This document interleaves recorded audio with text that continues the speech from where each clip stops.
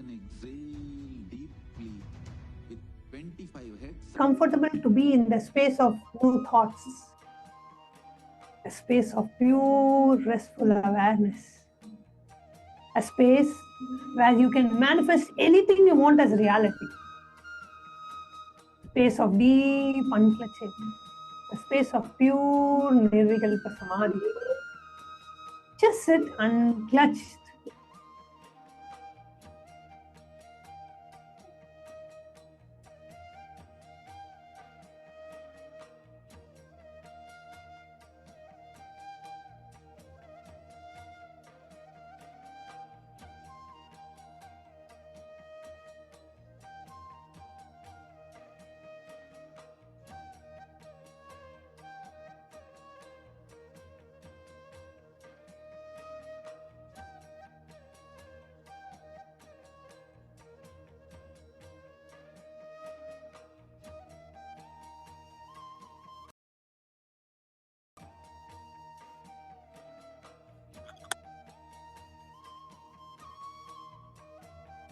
Just be in that space of pure unclutched.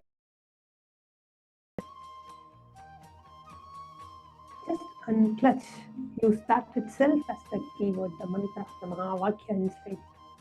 As thoughts are coming by, until through you, you come face to face with the real true you.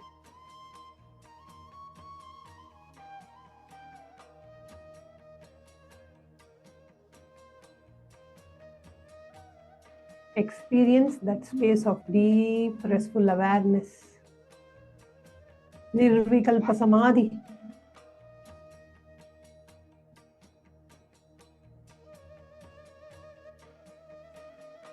Understand?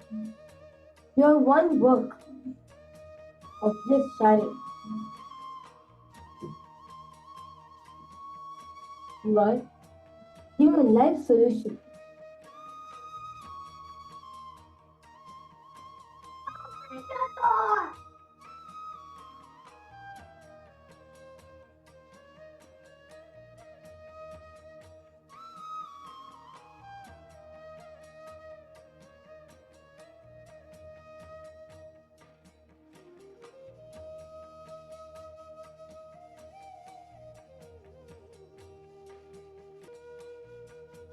Whatever is coming up in you at this moment, drop everything at the divine lotus feet of Supreme Pontiff of Hinduism.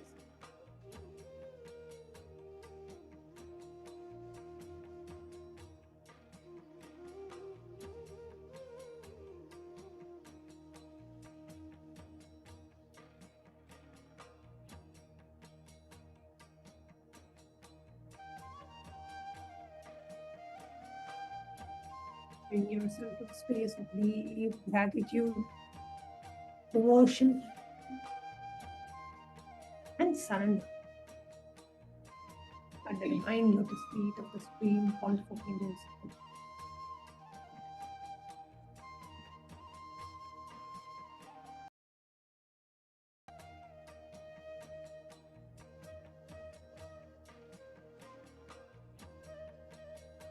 From the space of deep unclutching.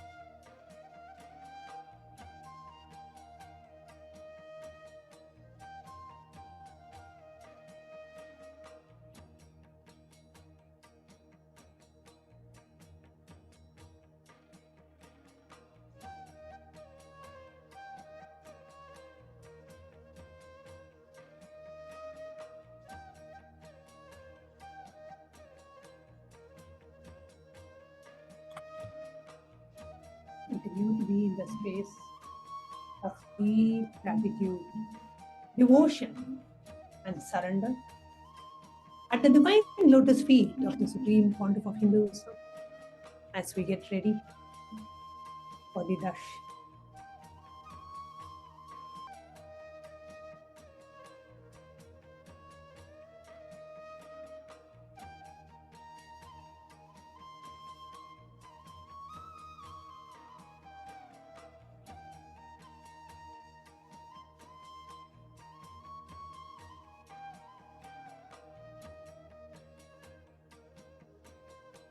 Let the whole inner space be soothed.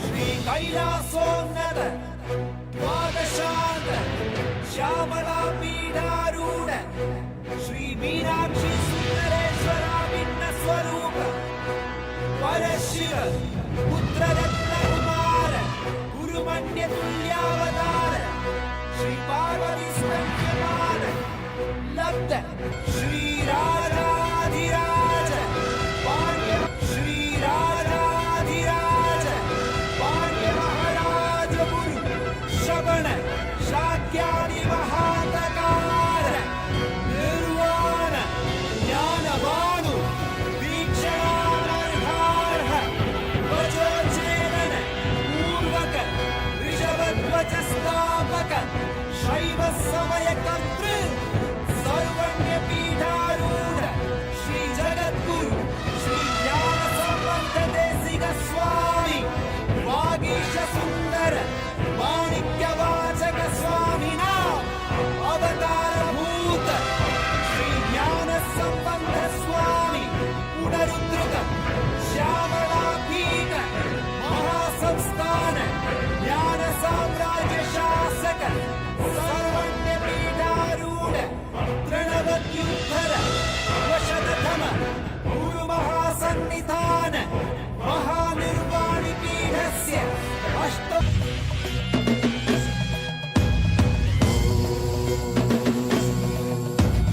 राजाधिराजाय प्रशक्यशागिने नमो वयं वै श्रवणाय कुर्महे कामे कामान् कामकामाय मह्यं कामेश्वरो वै श्रवणो ददातु कुबेराय वैश्रवणाय महाराजाय नमः சலடி போற்றி சிவன் சேவடி போற்றி நேயத்தே நின்றடி மலனடி போற்றி மாயப்பிறப்பருக்கும் மன்னனடி போற்றி சீரார் பெருந்துரை நம் தேவனடி போற்றி ஆராதனை. As the ultimate manifestation of Paramashivas,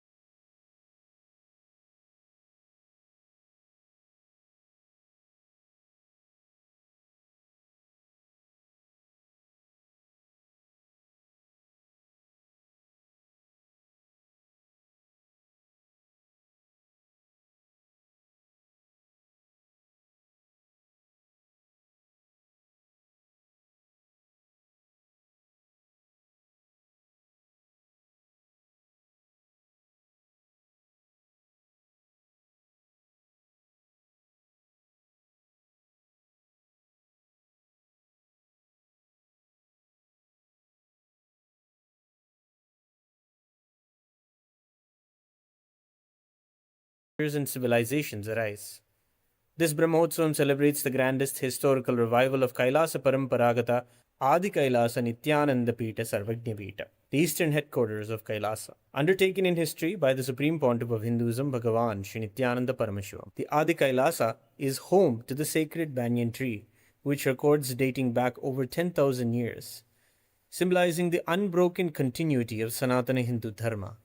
This sacred tree is the very seat where Paramashiva originally revealed the Agamas to Devi Paramashiva Shakti and the Saptarishis, establishing it as the eternal space of Guru Tattva.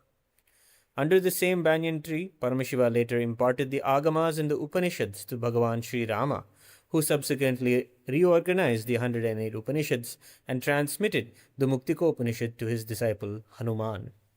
Described in numerous ancient scriptures such as the Srimad Kamika Agama and the Sri Guru Gita, this sacred space also houses the Swayambhu Nityanandeshwara Linga. Ancient Tamil Sangam literature confirms that Sri Rama worshipped Paramashiva as this very linga in this sacred place. This sacred seat was revived by the Supreme Pontiff of Hinduism as an extension of the Adipita Sarvajñapita.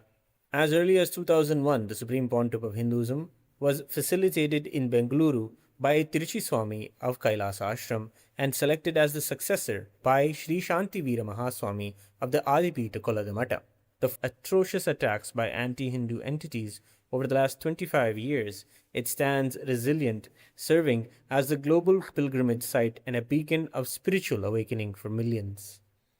In today's Alankaram, the Supreme Pontiff of Hinduism graces the world in the magnificent Dakshinamurti Alankaram.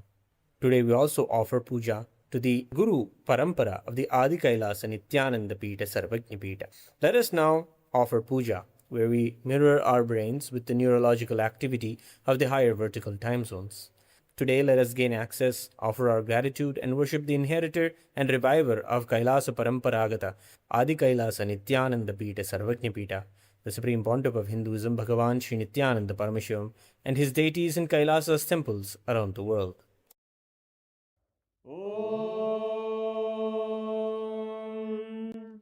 सहस्रदलपङ्कजे सकलशीतरश्मिप्रभं वराभयकराम्बुजं विमलगन्धपुष्पाम्बरं प्रसन्नवदने क्षणं सकलदेवतारूपिणं स्मरेत् शिरसि हंसकं तदभिधानपूर्वं कुरुम् अथ धूपः धूर्वधूर्वन्तं धूर्वदयोस्मान् धूर्वदितं धूर्वयं वयं धूर्वामस्त्वं देवानामसि सस्थितमं वप्रितमं जुष्टतमं मन्यतमं देवहूतममृतमसि हविर्दानं त्रिगुंहस्वमाक्वाहाभित्रस्य त्वा चक्षुषा प्रेक्ष्येर्मा संविक्ता मा त्वाहिगं शिशुम् श्री सर्वदेवदेवी स्वरूपाय भगवते श्री नित्यानंद परमशिवाय नमः धूपमाग्रापयामि अथ दीपः उद्दीप्य स्वजातवेदो भग्निं निरृतिं मम पशुभृत्यमग्यमावह जीवनं च दिशो दिशा मानोहिकं श्रीर्जातवेदो रामश्वं पुरुषं जगत् अभिद्रदग्नागहि श्रिया मा परिपादया श्री सर्वदेवदेवी सुभागं अस्तु सूर्यः मा द्वीर्घावो भवन्तु नः मधु मधु मधु श्री सर्वदेवदेवी स्वरूपाय भगवते श्री नित्यानंद परमशिवाय नमः नैवेद्यं निवेदयामि नैवेद्यानन्तरमाचमनं समर्पयामि नीराजनम् ॐ साङ्ग्रहण्येष्ट्यायतते इमां जनतागुं सङ्ग्रहाणीति द्वादशारक्तिरजना भवति द्वादश मासा संवत्सरः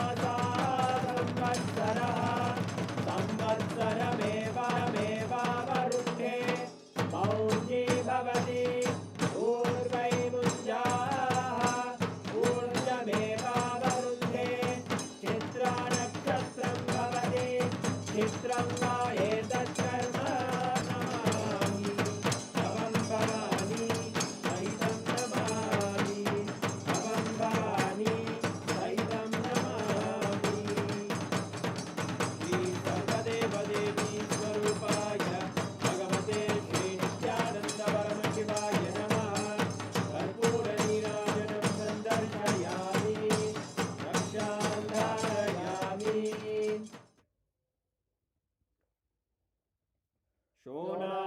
ईशावताराय ज्योतिस्तम्भस्वरूपिणे श्रीकैलासप्रधानाय नित्यानन्दाय मङ्गलम् तत्त्वज्ञानप्रदाताय नित्यानन्देश्वररूपिणे श्रीकैलासप्रधानाय नित्यानन्दाय मङ्गलम् मूलप्रकृतिरूपाय परमशिवशक्तिस्वरूपिणे श्रीकैलासप्रधानाय नित्यानन्दाय मङ्गलम् दण्डत्रिशूलहस्ताय कालकालस्वरूपिणे श्रीकैलासप्रधानाय नित्यानन्दाय मङ्गलम् आदिपूज्याय देवाय सकृत्पूरं कल्पवृक्षाय मङ्गलं ज्ञानदायिने परमशिवाय श्रीनित्यानन्देश्वराय मङ्गलम्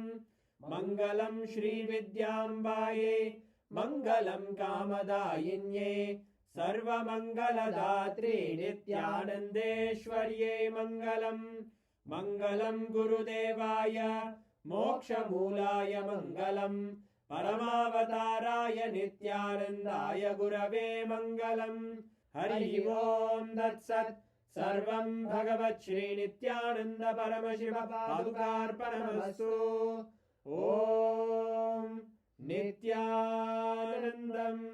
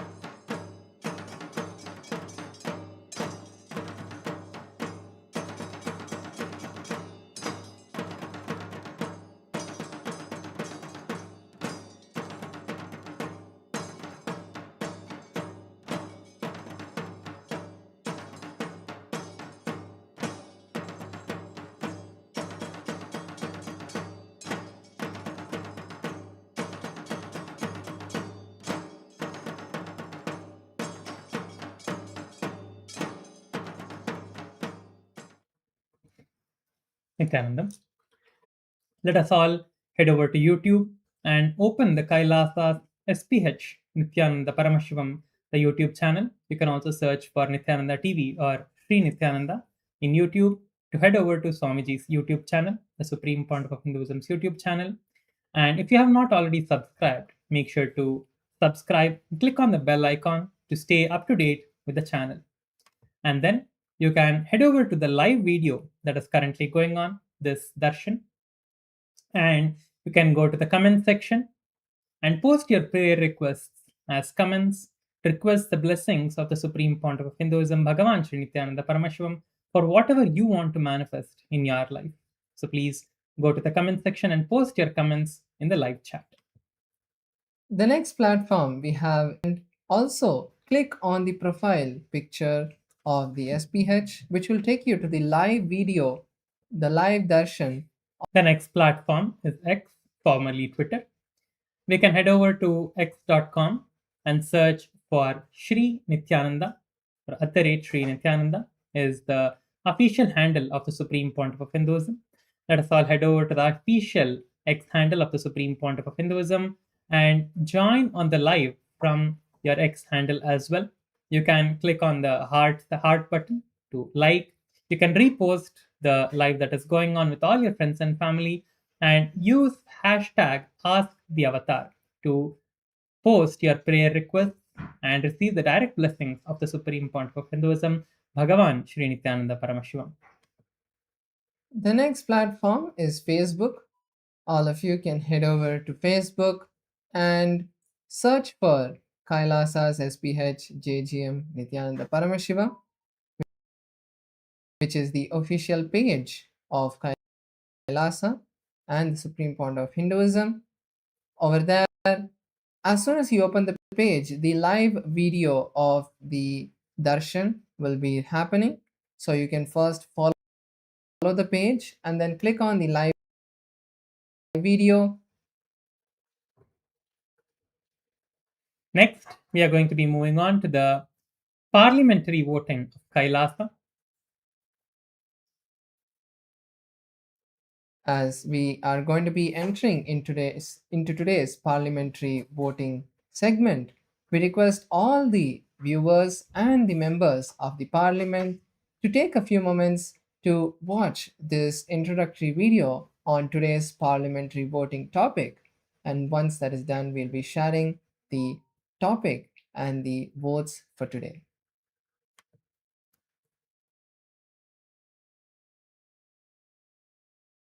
Guru Purnima is the sacred occasion to honor the Guru whose grace removes ignorance, awakens consciousness, and reveals our highest possibilities. It is a powers of the SPH Bhagavan Sri Nityananda Paramashivamam. Guru Purnima is an opportunity to recommit ourselves to his vision of reviving enlightened Hindu civilization and making the sciences of Paramashiva available to humanity. Our gratitude can be offered through dedicated seva, sincere sadhana, pujas, homas, and sacred offerings, sharing transformation stories, and taking the SPH's teachings to seekers worldwide through social media and KAILASA's global platforms. This Guru Purnima, let our gratitude become devotion, responsibility, and action offered at the sacred feet of our beloved Guru.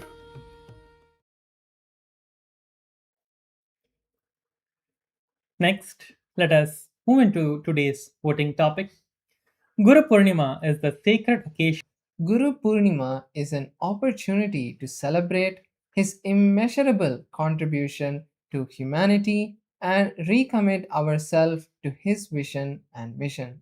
Our gratitude can be expressed through seva, practicing and sharing his teachings, reaching new seekers, and strengthening KAILASA's global spiritual ecosystem.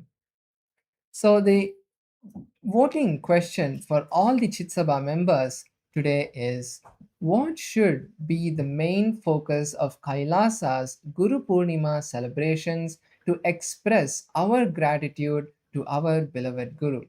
The first option is devotional worship through pujas and sacred offerings, dedicated seva towards fulfilling the Guru's vision and mission.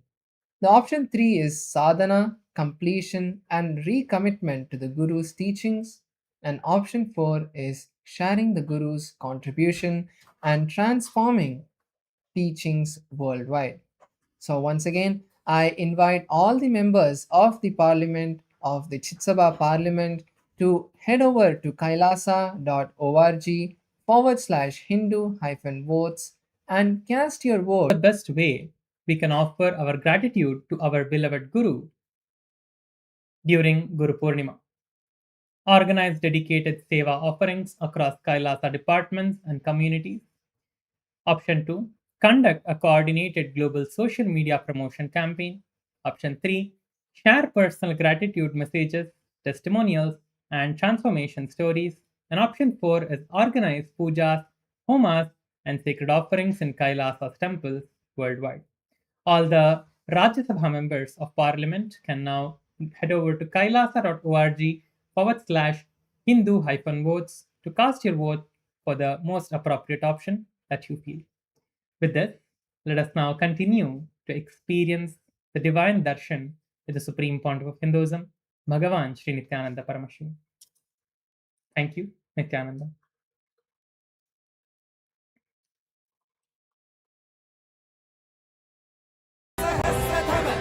Shri Atal पीठाधीश्वर श्रीमद् परमहंस परिव्राजकाचार्य वन्द्य सच्चिदानंद प्रणव स्वरूप श्रोत्रिय ब्रह्मनिष्ठ नित्योत्सव नित्य मंगल नित्य कल्याण नित्य रचित नित्यानंद पीठ महासंस्थान महासिंहासन पीठ कर्तृ जगद्गुरु भगवान Shri Shri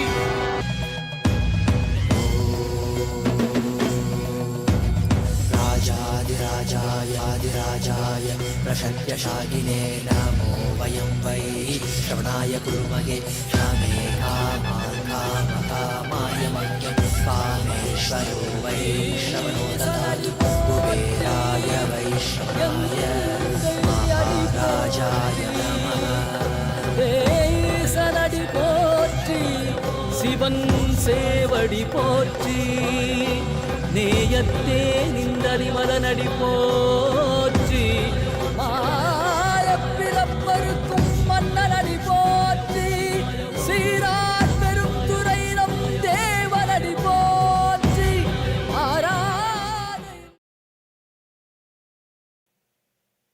As the ultimate manifestation of Paramashiva's Vrishabharudha Murti, Vrishabhantika Murti, Avatuttarana Murti, Lagulishwara Murti, I bless you all with Paramadvaita. Chitsabha members, Rajya Sabha members, Kailasavasis, and all the citizens, viewers, visitors who are joining with us through the internet and internet. I welcome each and every one of you with my love and blessings.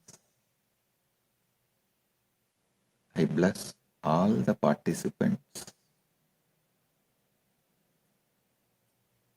of PSS and remove the malefic effects of planets on you.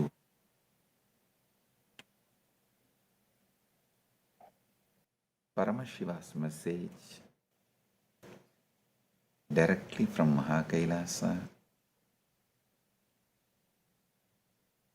Shivatva, Ishwaratva, Jivatva. Understand these three words fully.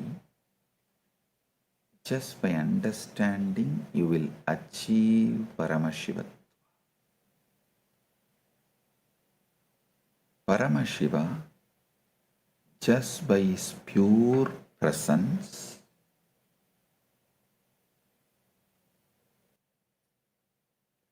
without directly getting involved, just by his pure presence, when all the conjugas function, neither he is involved nor he is bound, but by his pure presence, all the conjugas function. It is Shivatva. When he manifests and plays within the realm of conjugas without losing his sovereignty, being the Lord, it is Ishwaratva. Those beings who enter into the conjugas and forget each universe has its own set of conjugas. Conjugas are not just five. This universe has 5 conjugas. Kala, Kala, Niyati, Raha, Vidya. Yesterday I explained. Kala means you feel your life is limited. Actually, your ability to play with the same memory is limited, but life is not limited.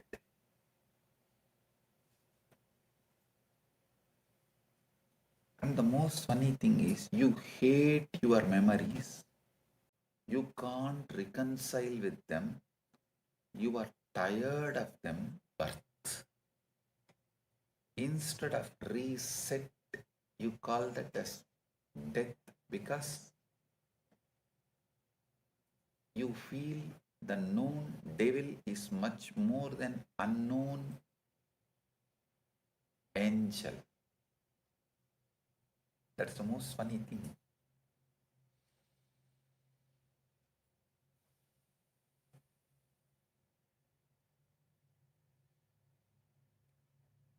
Kala, the limited time.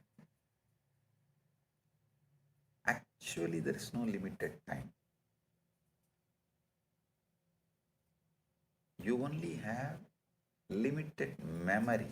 And I tell you, if you just learn the science of consciously deleting your memories and rewriting as you want, you will have eternal Kala.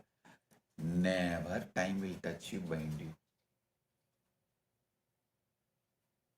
And nothing about Kala will matter to you.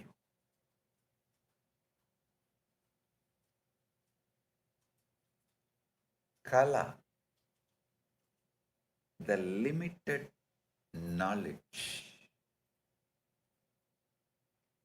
Niyati, limitations. Raga. But all other universes have their own conjugas that has different effects. That is why each lokas has different Ishwara. For example, Raga, attachment, is the conjuga in this universe. Even Dvesha, enmity, arises when your Raga is not fulfilled, or when you feel somebody else is enjoying what you want. Listen. Even your Dvesha arises due to the Raga when you don't get what you want, or when you feel others get what you want. If you go to Asura lokas, the lokas where the Asuras live, demons live, Rakshasas live, Dvesha is the Kanjuga, not Raga. From the dvesha only asuras operate. Even their raga, attachment, comes only if someone is enemy of their enemy, they are attached to that person. So even their raga arises out of their dvesha. But in this universe, Bhuloka, even your dvesha arises from raga. Understand this.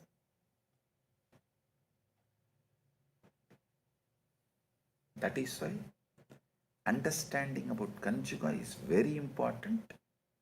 Understanding Puranas is very, very important.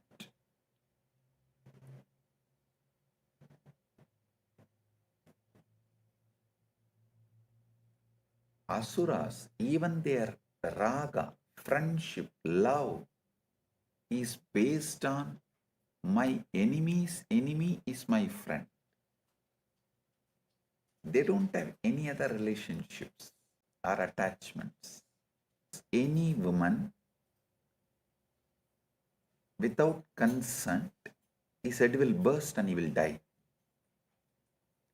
So, then why he kidnapped early relationship with Surpanaka? No. He killed Surpanaka's beloved husband. That's a separate story.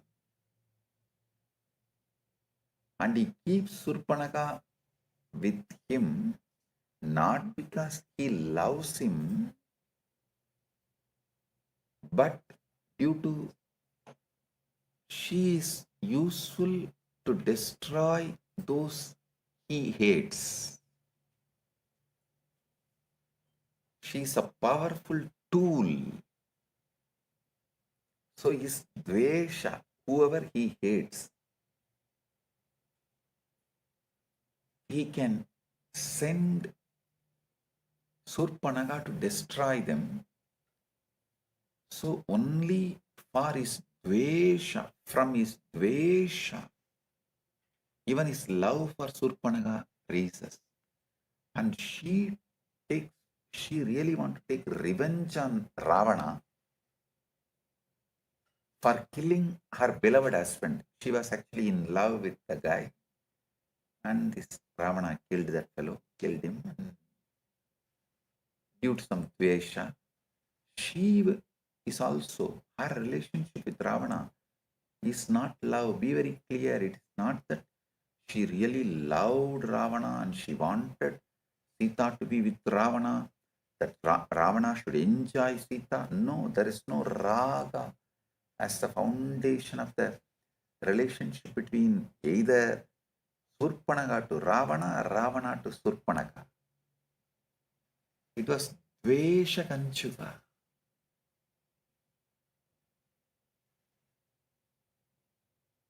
And that is why she tries to tell all kinds of fantasy stories. Of course, no doubt, Mata Sita is an absolute extraordinary divine beauty, but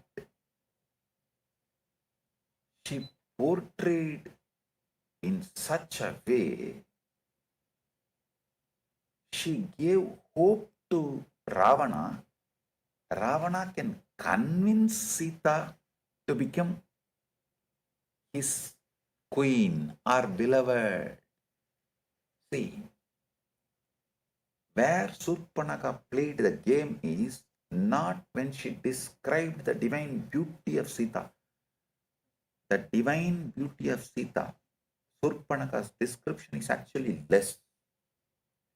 But Surpanaka played the game by lying to Ravana that you can easily convince Sita because she is caught living in the forest due to Rama's exile. And it is not that she is willingly living with Rama, enjoying Rama in her life. So that lie, that twist, Surpanaka did it to create the greed in Ravana, that Ravana can convince Sita by showing the Lanka and that wealth, all that glories he has. And Sita may become his queen. That twist was done not by Raga, Dvesha, Kanchuka. So that demons, lokas, Kanchukas are different. Understand?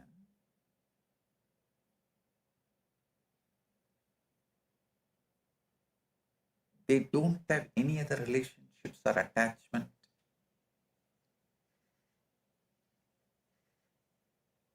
Other than Dvesha centric.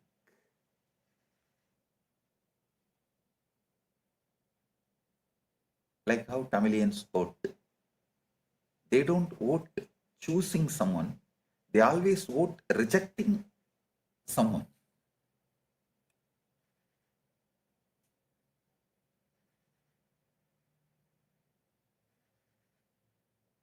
Listen, all Dvesha centric relationships will make you demonic, because Dvesha centric relationship is Asura Loka Kanchuka, Asuri Kanchuka. Listen,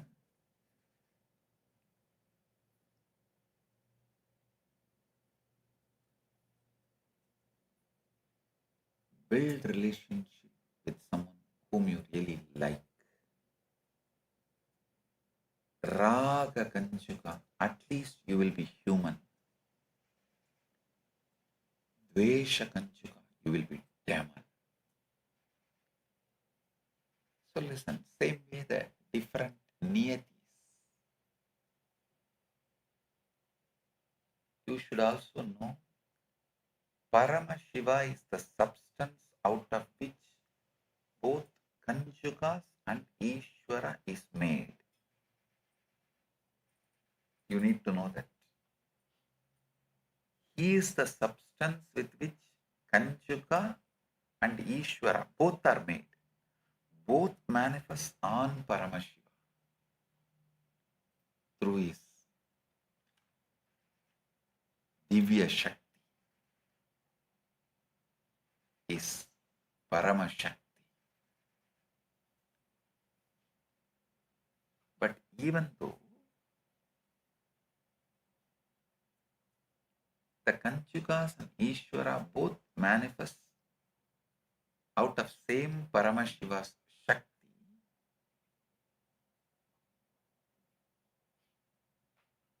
they are different. I'll give you a simple example. Your brain that can command and your hand that holds, even though both are made of same substance, they have completely different qualities. They have completely different qualities. The hands are like Kanchukas and the brain is Ishwara. Both are manifestations of Paramashiva with completely different qualities. Paramashiva is both and beyond all at the same time. Listen.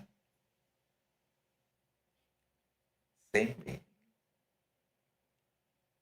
across all the universes,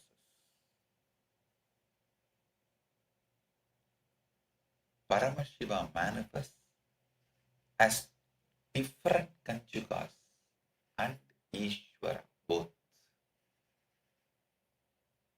And he remains absolutely untouched and unbound by all of this. And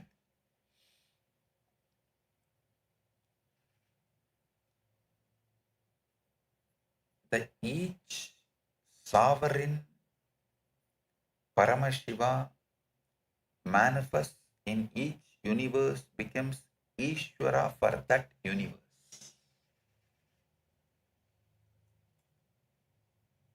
Understand that.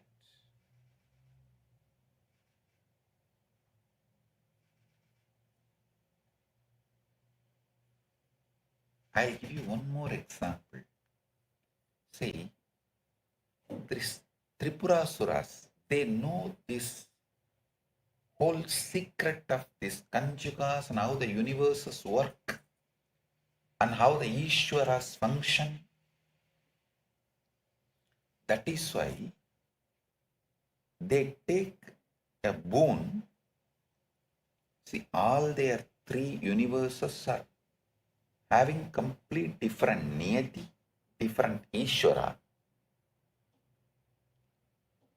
But they should be killed only if all three are aligned together, which can never happen because the niyati of all the three universes is different.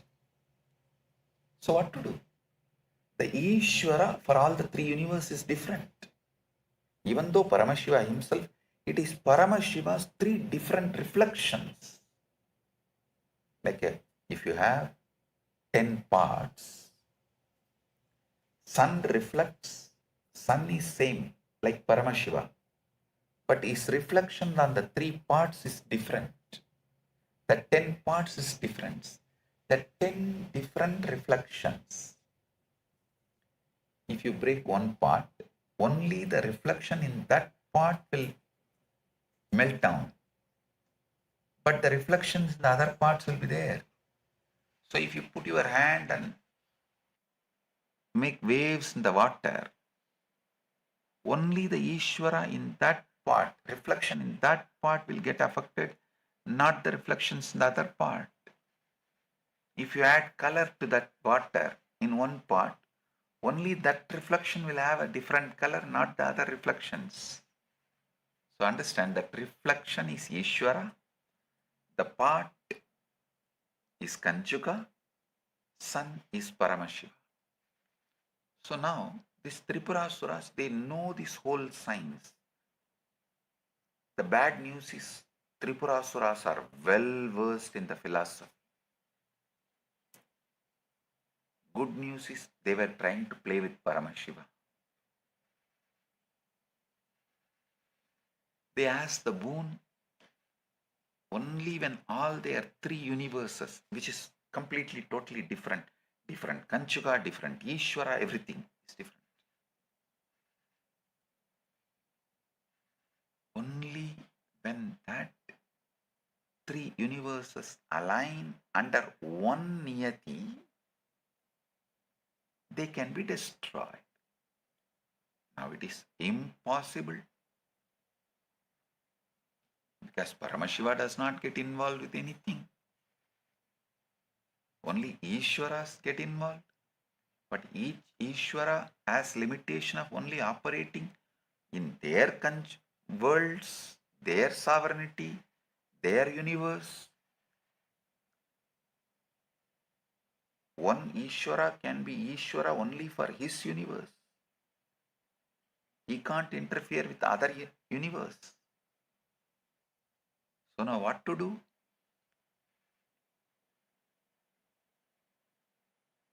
All of them, finally, all the all the Devas, including Brahma, Vishnu, all of them go and surrender to Paramashiva, asking, please do something. Destroy these Asuras. It's going overboard. Because of this knowledge and the boon they took with highest intelligence possible, it is now almost impossible to kill them.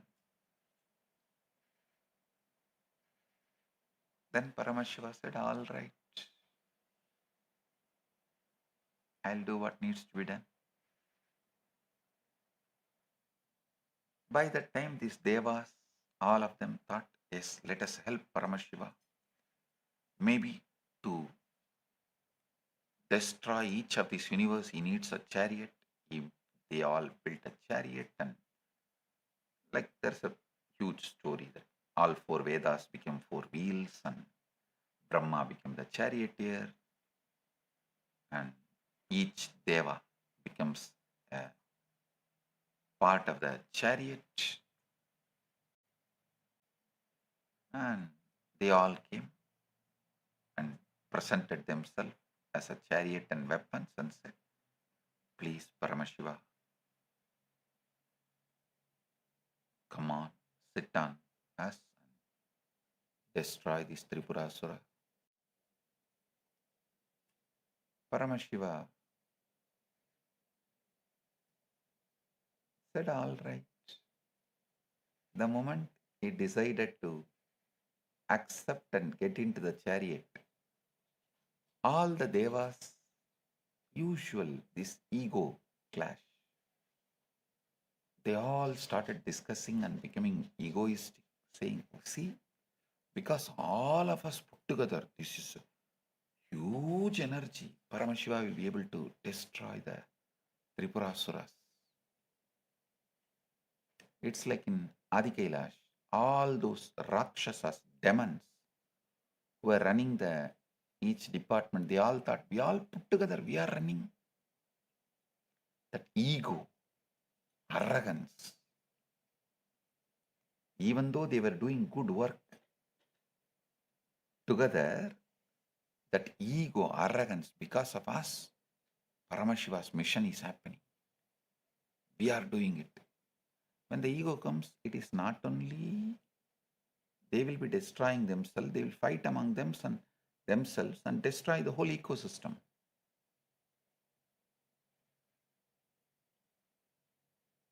So Paramashiva just smiled.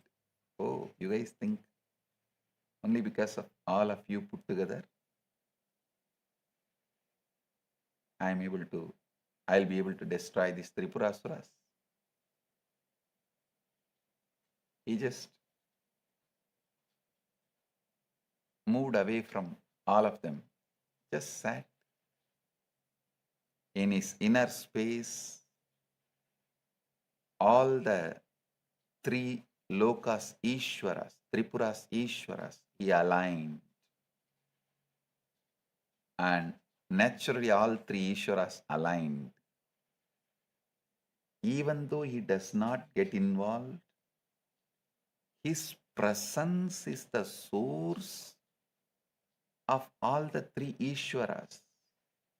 He just aligned his presence, focused within himself, and opened the third eye. All the Tripuras were aligned and completely gone, burnt, destroyed.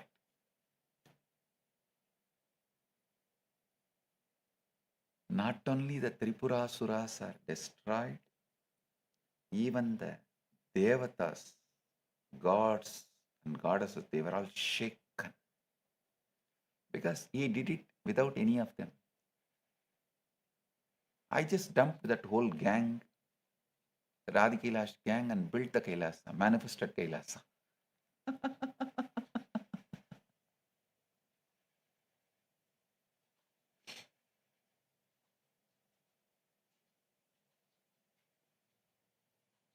Listen.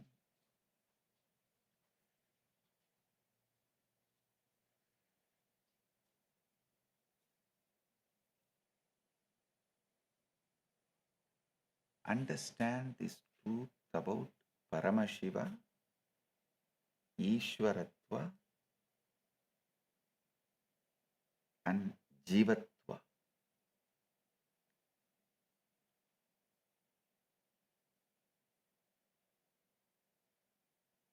If you give too much attention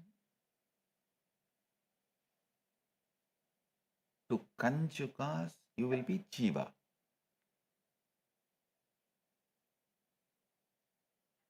If you give all your attention to your source,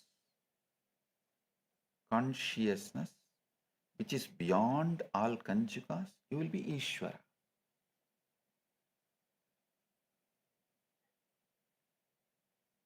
And even when you become Ishwara, you have sovereignty over your whole universe. If you continue to be focused on the source, you will become Paramashiva. You will become Shiva. Listen.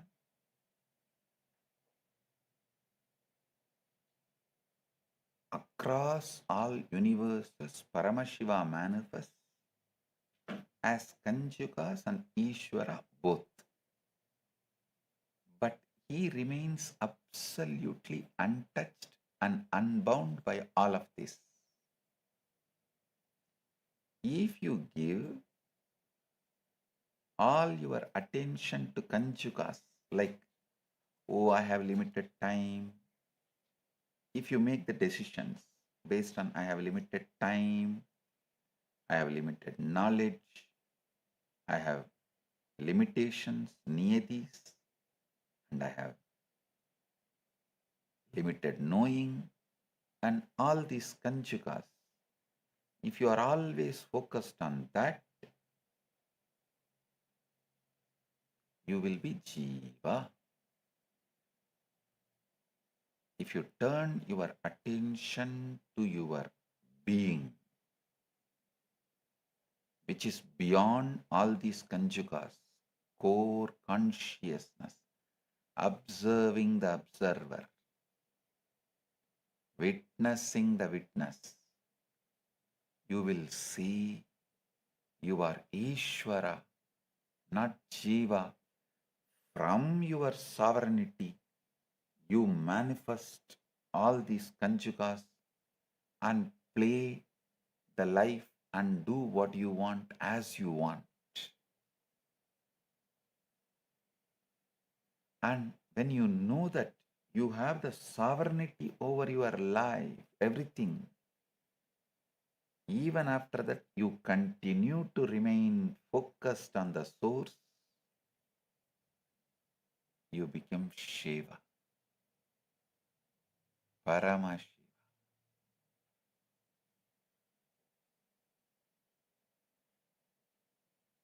Thing to be done is only one. Focus on the source. Not only you will manifest anything you want, you will have the sovereignty over the whole universe, and ultimately you will be Paramashiva, who is source of everything and who is everything.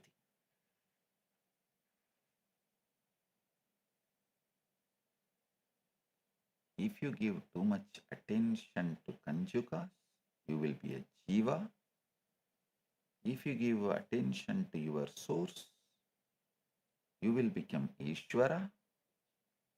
If you continue to be focused on the source, you will become Shiva. Paramashiva is like the water that fills every river, lake, and ocean.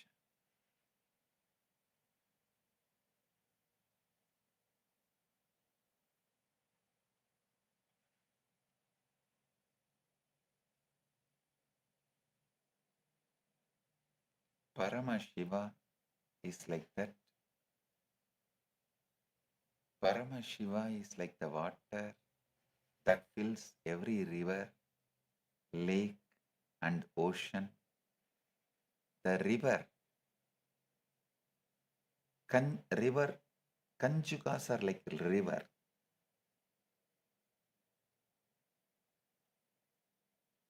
The Kanchukas run in particular path shaped by the terrain and reach the ocean. The ocean, Ishwara holds all rivers, yet remains a distinct entity. Understand? Paramashiva is like the water that fills every river, lake, ocean, everything. River is Kanchukas that run in particular path shaped by the terrain, means that Niyati. Ishwara is like a ocean, holds all rivers, yet remains a distinct entity. When you are a Jiva, you are simply a ripple on a specific river, unaware of ocean. When you are an Ishwara, you are the ripple that knows it belongs to ocean, and it is ocean. When you are Shiva, you are not a ripple nor a river, you are the boundless water itself, untouched by any particular course. By constantly turning your awareness back to the source, you keep your river from becoming mere trickle of the world. And you remember that your true nature is endless, unchanging water that flows beneath every surface.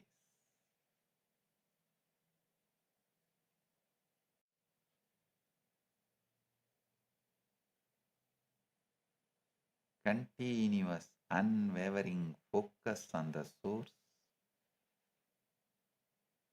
beyond the temporary identification with any particular Kanchuka transports the individual being into Shivatva.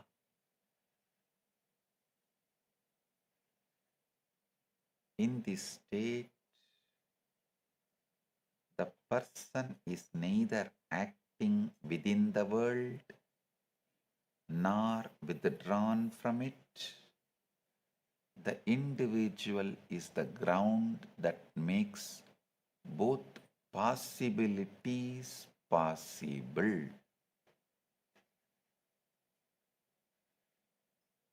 Individual is the ground that makes both possibilities possible.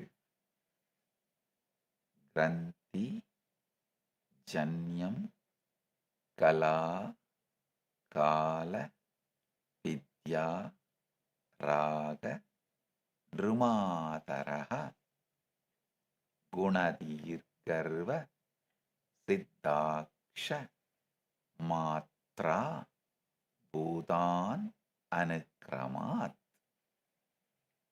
Kala, Kala, Niyati, Raga, Purusha, Prakriti, Guna, Buddhi, Ahankara, Chitta, Manas. Indriyas, 5 tanmatras, subtle elements, and 5 bhutas, grass elements. All these are the Maya born tattvas. Listen, I am repeating.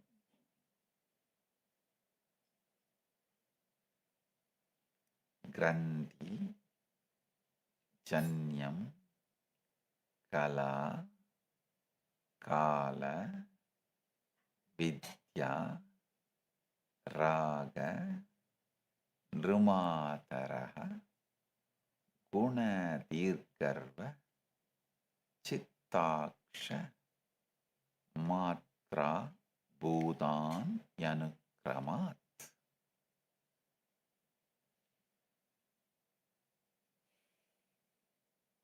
Kala, Kala, Niyati, Raga, Purusha, prakriti, guna, buddhi, ahankara, chitta, indriyas, five tanmatras, five bhutas, all these are the Mayaban Tattvas.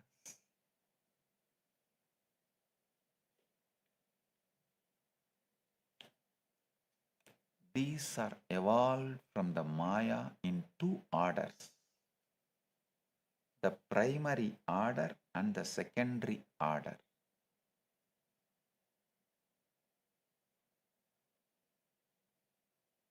So listen, Mrigendragama beautifully says, the 10th chapter, 1st verse, Vidatte Deha Siddhyartham Yat Sakshat Yat Padantarat Yada Yunakti Yat Tedo Tatrik Tadatu Nochyate. Anandeshwara, I can say that Ananteshwara is the Lord of impure Maya, the order in which he creates all these tattvas from the impure Maya, after effecting vibrant and creative convolutions in the field of impure Maya, is now explained. He creates these tattvas in order to provide bodies, instruments, enjoyments, and so forth to all the bound souls. The 10th chapter, Mrigendragama, 2nd verse in Mrigendragama, 10th chapter, 2nd verse.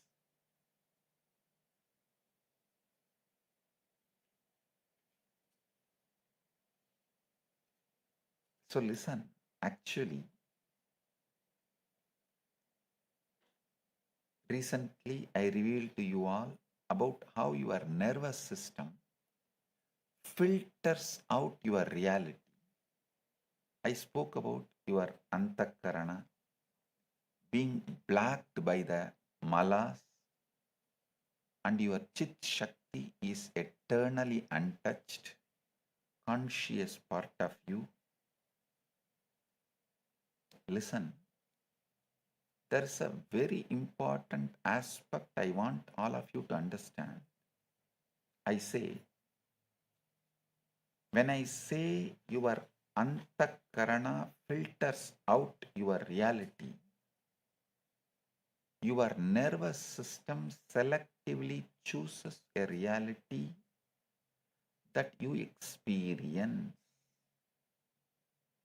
You need to know what determines the filtering of the reality. How does your nervous system decide what to filter and what to process? The answer to it is your self-image, built by your belief system.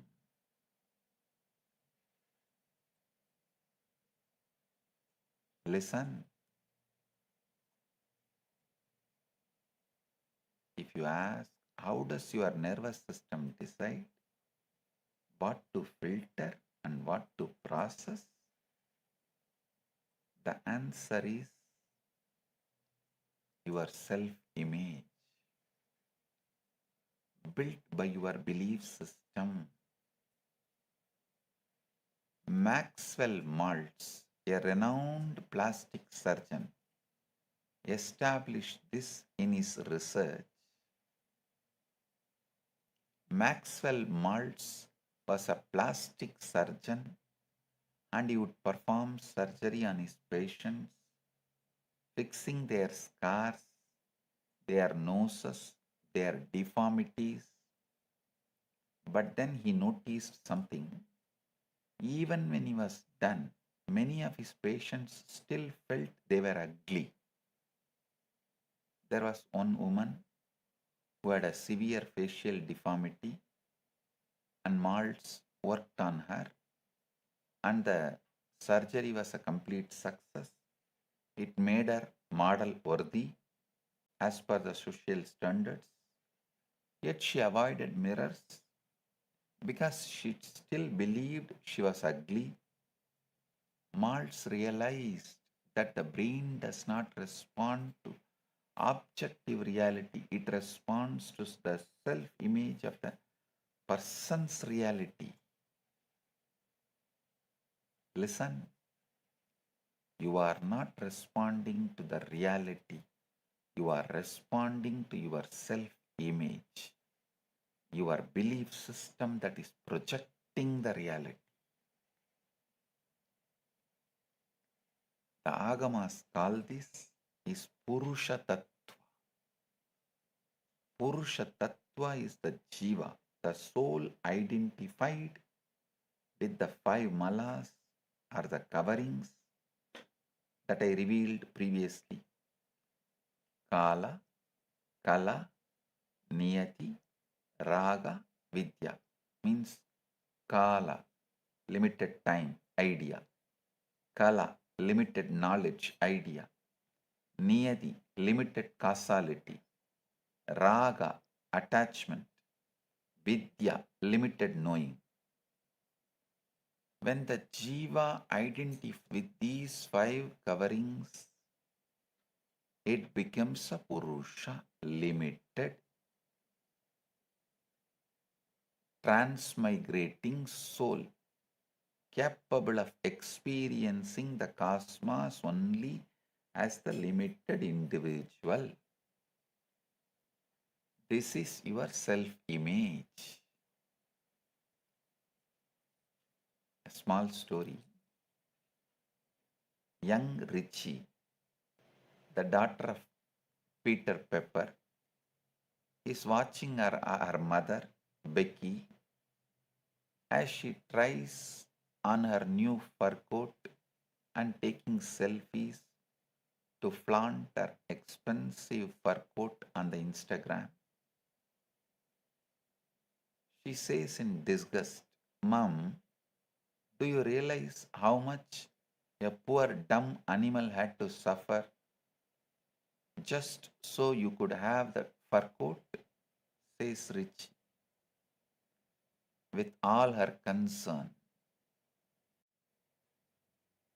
"Richie," snaps Becky angrily, "how dare you talk about your father like that?" The daughter is talking from the different universe. The mother is understanding and responding from different universe. Because the self-image is different, reactions are different.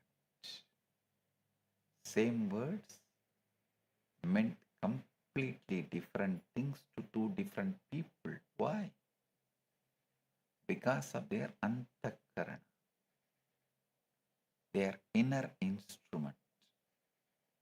Their inner instrument was filtering the same reality differently. Your self-image determines that you see in everyone and everything. If you see yourself as a victim, you see victims everywhere. If you see yourself as powerful, you see power everywhere.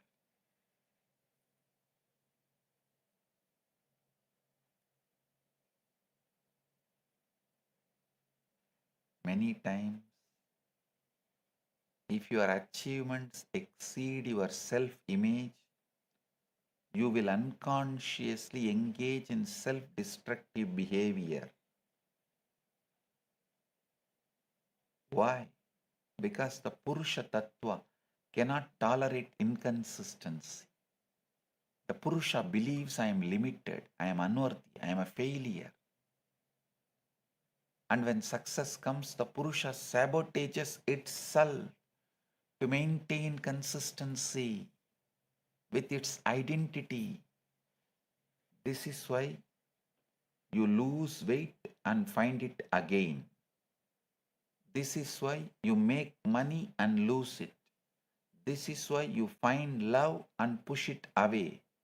Your Purusha Tattva does not believe you deserve it. How many of you lost weight, but again you start the self-destructive habit? Oh, now I am so thin, I can start. Come on, let's start. Run right on the food and gain the weight within next 1 month, much faster than the speed with which you lost, much quicker than the speed with which you lost. Raise your hand.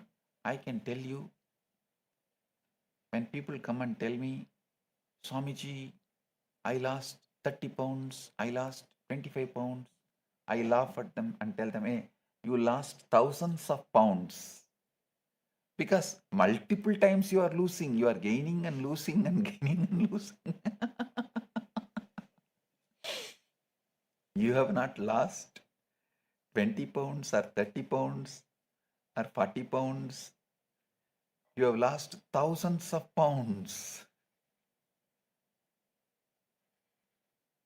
Because your self-image has not changed, because you have not worked on that.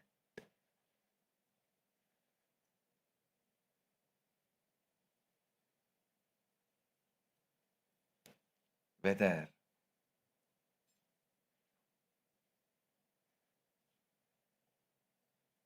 gaining weight and losing, or gaining wealth and losing,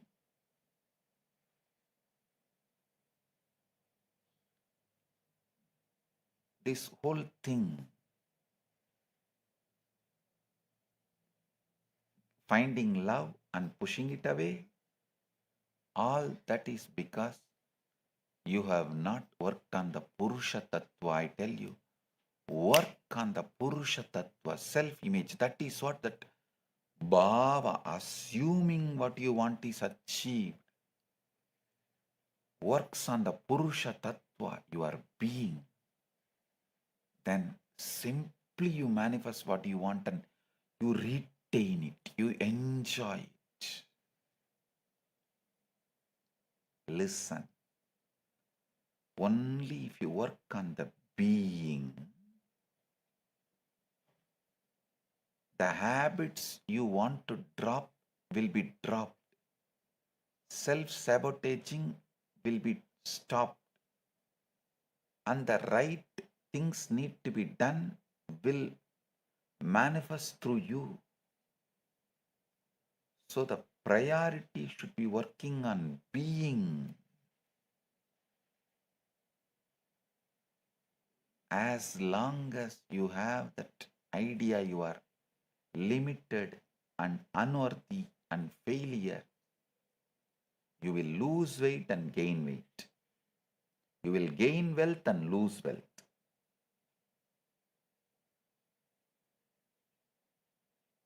You will find love and push it away. The strongest part of the human mind is the need to maintain consistency with our identity. That is why people struggle with self-image. That loops them with the same reality they are stuck with.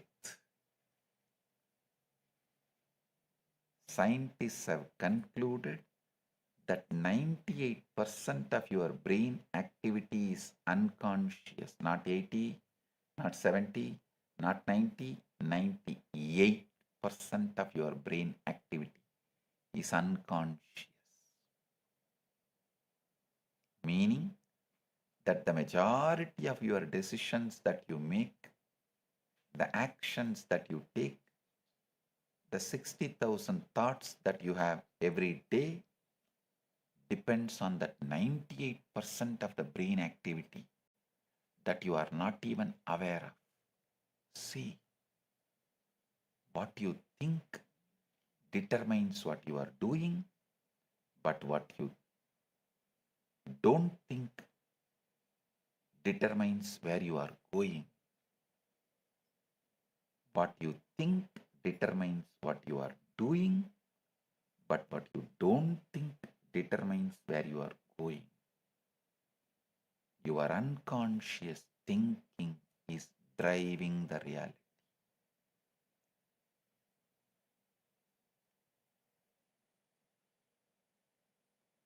You can retrain your nervous system is the good news I have.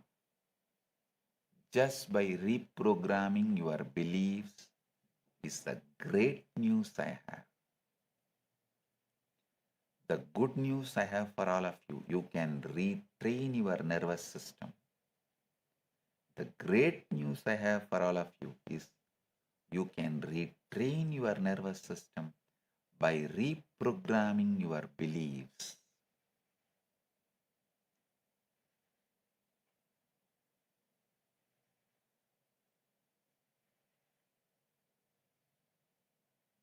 Listen.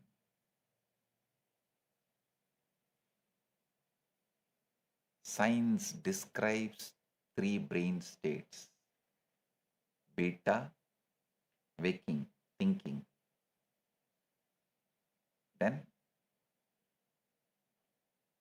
this waking, thinking, stress all comes under beta. Alpha is calm, relaxed. And theta is meditation. That Bhava Samadhi, where you are neither in the Jagrat nor in Swapna, you are in between. That hypnosis state. The Agamas describe these states too, but they go deeper. They describe a state called Spanda. This is the key word, listen. Spanda.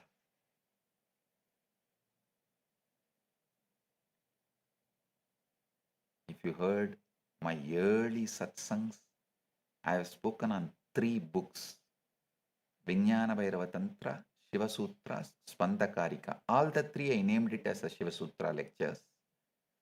The satsangs are named as Shivatras, but I have spoken on these 3 books. One book is all about Spandakarika. What is Spanda? Spanda is the vibratory dynamism of absolute consciousness. It is the pulse, the throb, the heartbeat of reality itself. It's not just awareness. It is active, creative, pulsating awareness.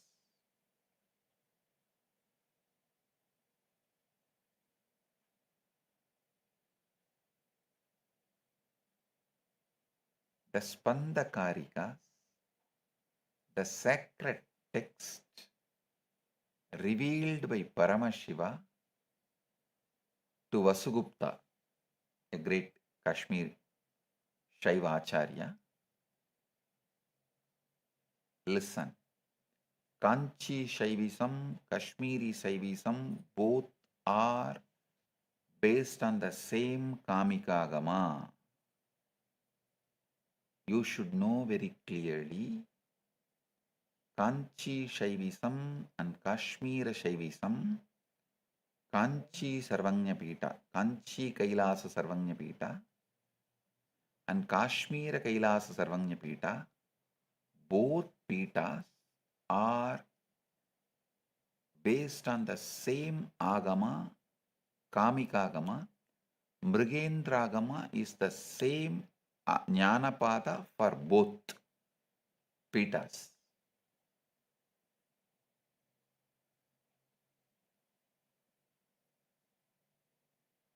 So listen, what Paramashiva revealed in Kailasa to Vasugupta, the great Kashmir Shaivacharya. Sarvandar Vyapino Devaha Sankaraha Shakti Mishritaha Swatmayam Spandade Nityam Abhasa Shakti Rupadaha. Lord Shankara, who is all-pervading and united with his divine power, pulsates eternally in the form of his own self, manifesting as radiant energy. So understand, you are not just a passive observer of reality, you are an active creator.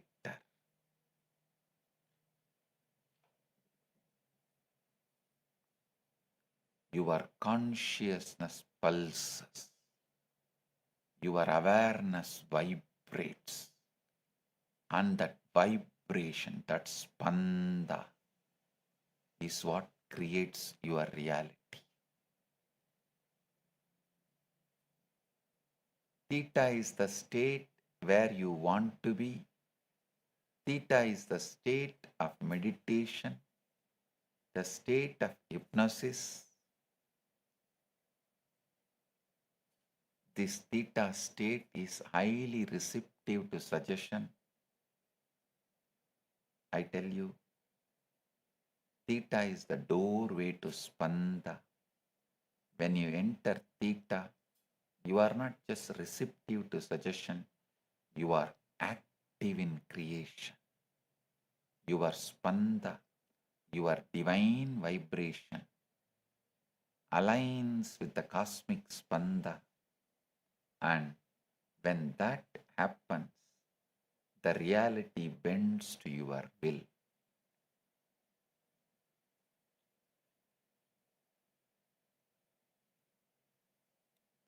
Small story. Mullah Nasruddin's son was studying homework and asked his father, "Dad, what is a monologue?" Said Nasruddin, "A monologue is a conversation being carried on by your mother with me."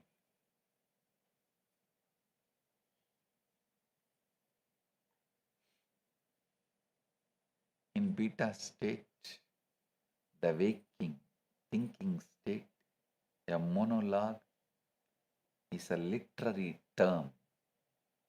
In alpha theta state, the relaxed, honest state, a monologue is just a monologue. Your nervous system filters reality differently in different brain states. When you relax into theta, you see the truth that your beta state cannot access.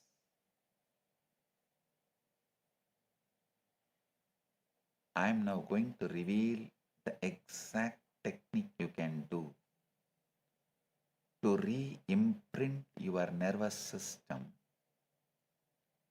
in the night. Record a reality you want to manifest, but when you record, you should tell it from the state that it has already happened. Describe it in vivid details. Relax completely. Feel the wish fulfilled. Listen again once you wake up in the morning, and throughout the day, audit your input. Speak affirmations aloud. Ask power questions. I tell you, this is sadhana. This is spiritual practice. You practice the re-imprinting. You detach from the old identity. You let go of the fossilized self-image. But I am telling you, another important factor, when you do this with the Guru is the one who holds the space for your re-imprinting. The Guru is the one who provides a safety that allows the nervous system to relax. Relaxation allows the nervous system to feel safe, which will allow the re-imprinting happen. That's what I do in the Satsang. Put you into that ultimate bhava, the manifestation state, and re-imprint repeatedly your Paramashiva right now.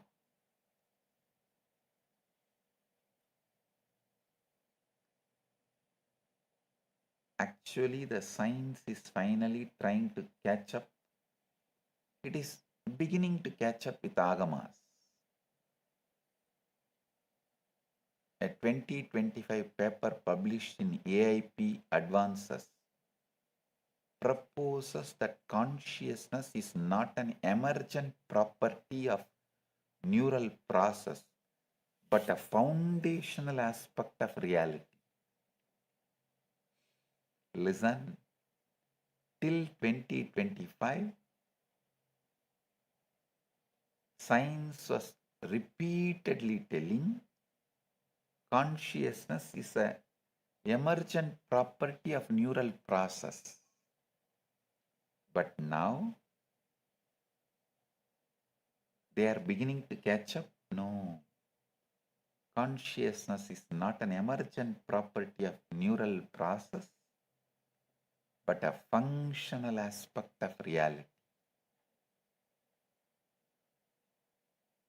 It describes three principles: universal mind, underlying formless intelligence, universal consciousness, the capacity for awareness, and universal thought, the dynamic mechanism through which experience and differentiation arise.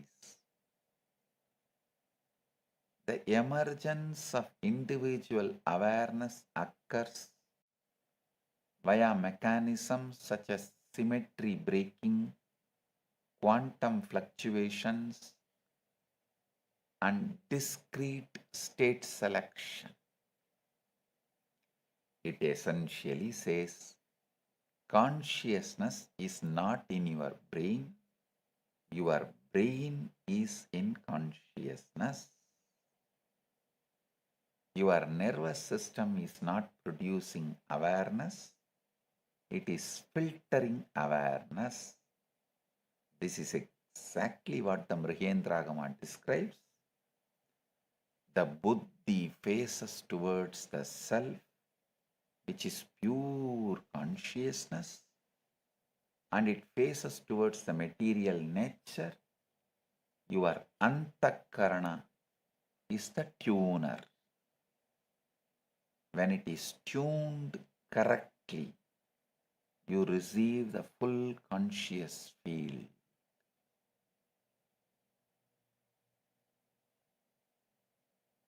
The buddhi, when it faces towards the self, which is pure consciousness, and when it faces towards the material nature,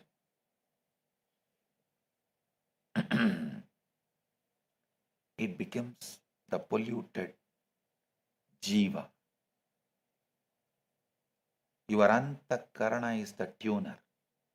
When it is tuned correctly, you receive the full consciousness field.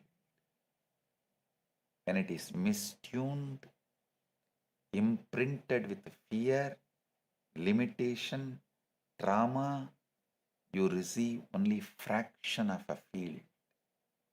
and you call that fraction reality, re-imprint your inner instrument and retune your receiver, suddenly the whole field becomes available to you.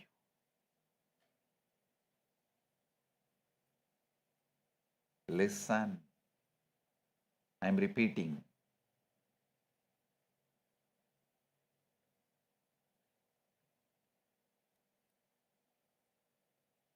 Your antakarana is the tuner. When it is tuned correctly, you receive full consciousness field. When it is mistuned, imprinted with fear, limitation, trauma, you receive only a fraction of a field, fraction of the field, and you call that fraction reality. Re-imprint your inner instrument and retune your receiver. And suddenly, the whole field becomes available to you.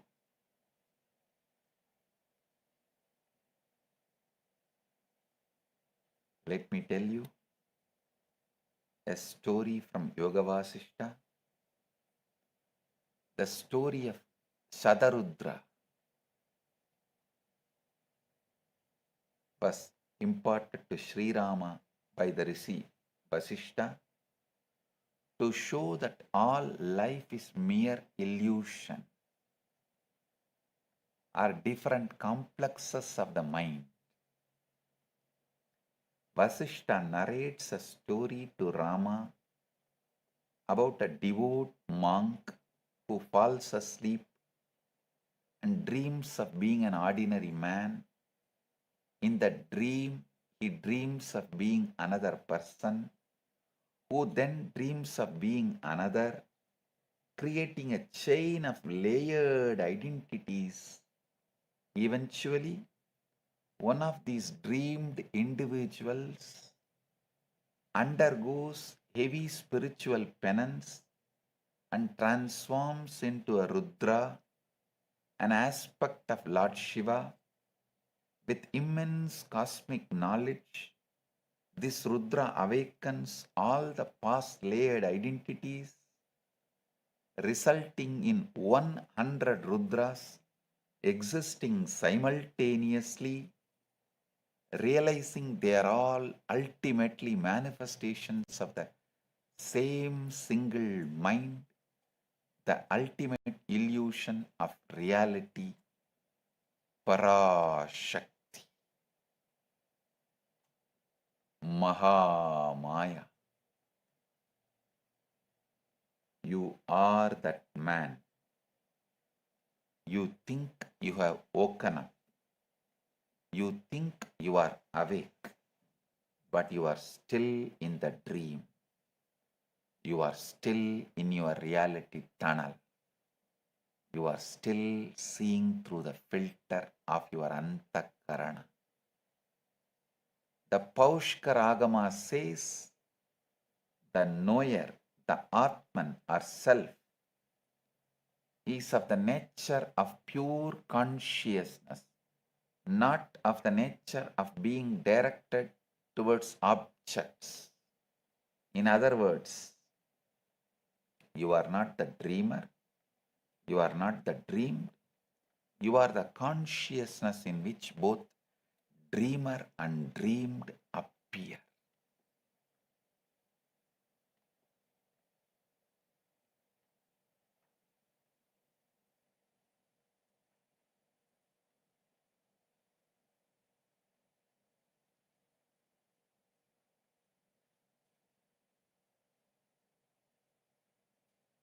A small story. A friend notices that old mullah and his wife, all dressed in a grand and enjoying a dinner. You look mighty dressed up, mullah. The friend said to Mullah Nasruddin, what is going on? Something special? Yes, said the mullah, I am celebrating tonight with my wife in honor of 7 years of perfect married happiness. 7 years of married happiness? I think that is wonderful.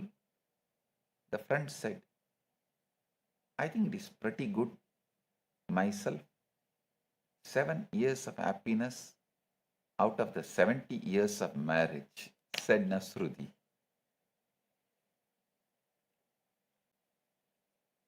The friend thought he was celebrating 7 years of perfect happiness. The mullah knew the truth. It was only 1 year out of 70 that was perfect. But he was still celebrating. That is your reality tunnel. You celebrate your awakening without realizing you are still dreaming. You celebrate your success without realizing you are still trapped in limitation. In the true awakening comes when you stop celebrating the dream and start waking up from it.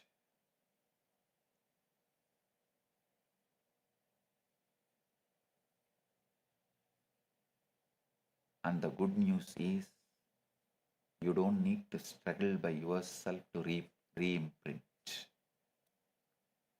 Listen. In the presence of the Guru, your whole nervous system can simply be re-imprinted through Diksha. Guru Gita declares, Guru Brahma, Guru Vishnu, Guru Devo Maheshwara, Guru Sakshat Param Brahma, Tasmai Sri Gurave Namah. Guru is Brahma, Guru is Vishnu, Guru is Lord Maheshwara, Guru is verily the supreme reality. Prostrations to that Guru. The Guru is the one who shatters your reality tunnel, wake you up to the truth that the possibility is all around you.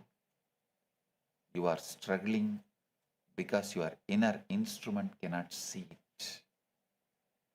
The Guru is the one who wakes you up just at the right moment so you can catch the dreamlike insight.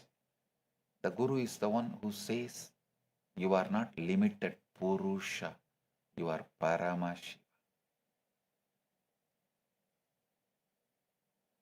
Mam eva smaran nityam, mam eva smaran sada, sukhenaiva param sthanam prapnoti na samsayaha. If you think of nothing else but me, you will reach the highest state of realization. Thus, focus one-pointedly on merging with the Guru.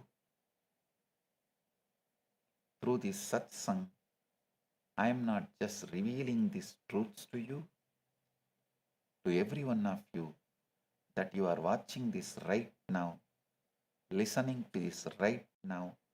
I am collapsing all your old beliefs and re-imprinting your nervous system right now. A small story. Mullah Nasruddin was saying, my wife has a chronic habit of sitting up every night until 2 and 3 o'clock in the morning, and I cannot break her of it. Sympathetic friend asked, why does she sit up that late? Nasruddin said, waiting for me to come home. Do you see? The mullah thought his wife had a habit. The friend thought it was a problem. The truth was completely different. She was waiting for him. His reality tunnel was, wife has a problem. The truth was, I am the problem. The Guru does the same thing. He does not tell you what you think you need to hear. He tells you the truth that shatters your illusion. I am not telling you that truths you want to hear. I am not telling you the words that you want to hear. I am telling you the truth that shatters your illusion.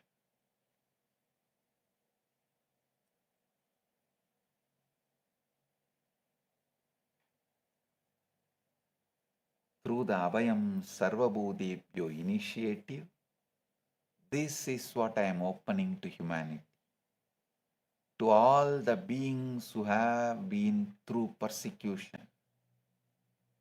Actually, all of you have gone through the persecution by the unconscious society, unconscious political system, unconscious constitutions, unconscious economical system. Kailasa will be the ecosystem where you can consciously re-imprint, reprogram, heal yourself and be Paramashiva. The sacred vow of Abhayam Sarvabhutebhyo, absolute protection to all living beings. It's a living reality that I am breathing into existence through the revival of Kailasa. A safe haven for any being, any religion, any person who is persecuted, attacked or displaced. All those who realize they have been persecuted, attacked and displaced, and all those who have not even realized they are being persecuted, they have been persecuted, attacked and displaced. For both categories, where they can peacefully live and express their spirituality, enlightened consciousness, enlightened arts, enlightened culture, enlightened lifestyle, enlightened civilization, free from denigration, interference and violence. This is the Abhayam Sarvabhutebhyo in action. Protection to all beings. I am opening the doors of Kailasa wide for the Hindus who cannot get enlightened freely, for the seekers who are silenced and put in the endless distraction in the name of working for the basic needs and survival needs. I know how many real sincere seekers forced into this survival mode, that victims of economic terrorism,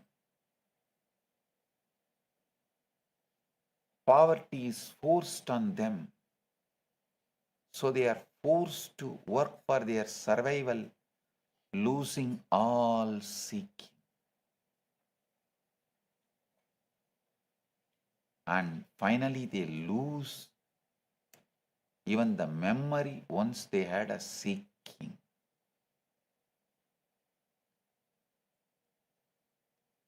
I am opening the Kailasa doors. I am opening the doors of Kailasa wide for all those seekers who are put in the endless distractions and their seeking was silenced. For the refugee who has no home, for any being who is not having a place to live, Kailasa is your home. Kailasa is your refuge. Kailasa is your nation. This is my sacred vow. This is the vow I have taken for the sake of all humanities. Join me. Join Kailasa.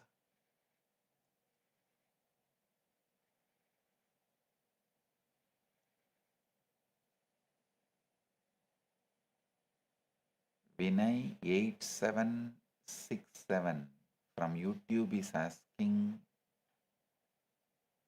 Swamiji, I am a devotee. I want to express my gratitude for everything you have been through and everything you have stood up for.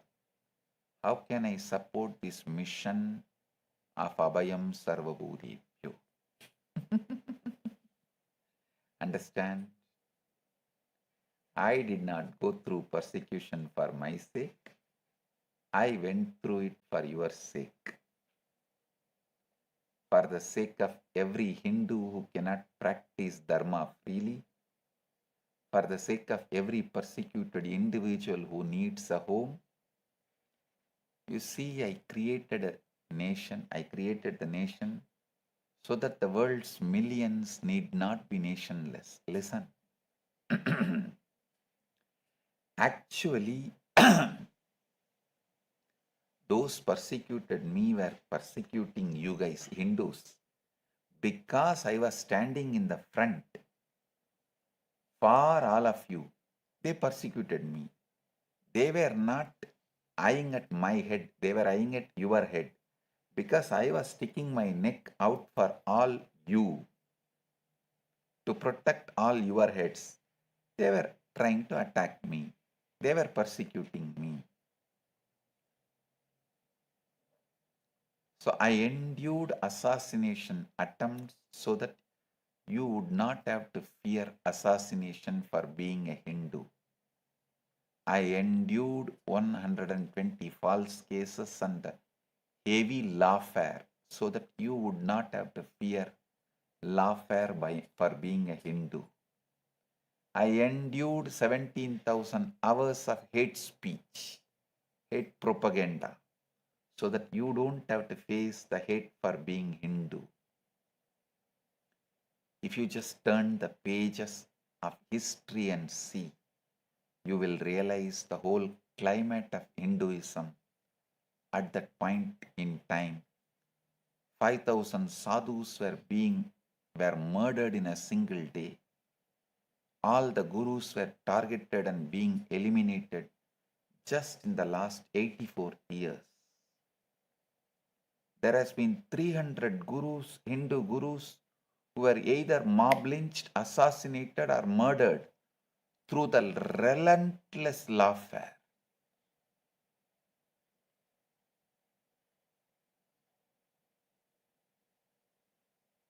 Paramashiva has manifested through this being at the right time. 1978. Even 1979 would have been too late. I am here as an ultimate Abhayam for all the Hindus. Paramashiva is here as an ultimate Abhayam for all the Hindus. You are asking, how can you support this mission? First, understand what Abhayam Sarvabhutebhyo truly means. Understand that it is not just a word, it's a vow, it's a divine promise. Second, embody Abhayam Sarvabhutebhyo in your own life. Enrich others. Protect the persecuted. Stand up for those who cannot stand up for themselves. Third, spread the message of KAILASA. Spread the message of Abhayam Sarvabhutebhyo. Let every persecuted Hindu know there is a home for you. There is a home for them. There is a nation for you. There is a sanctuary for you. Even if you are not eating in the place where Annadanam is happening, even if you tell those who need food, who are starving, who need Annadanam, even if you tell them, that punya will come to you and protect you. Like Karna did not do Annadanam his whole life. He did all other danams. So when he went to Swarga, he had hunger. He asked, what is this? I am feeling hunger in Swarga. They said, you did not do Annadana. That is why you are having hunger. Then Karna asks, what is the solution? Then Narada says, don't worry, you put the pointing finger on your mouth, your hunger will disappear. Karna did it and hunger disappeared. Karna asked Narada, how is it possible? How it happened? Narada said, once someone was hungry, you showed him a place where Annadan happens, and he went and ate, and his hunger got settled. He was healed from the hunger, because hunger is a roga. So he was healed from hunger. So that punya is there in your pointing finger. So put that in your mouth. Your hunger will disappear. So listen.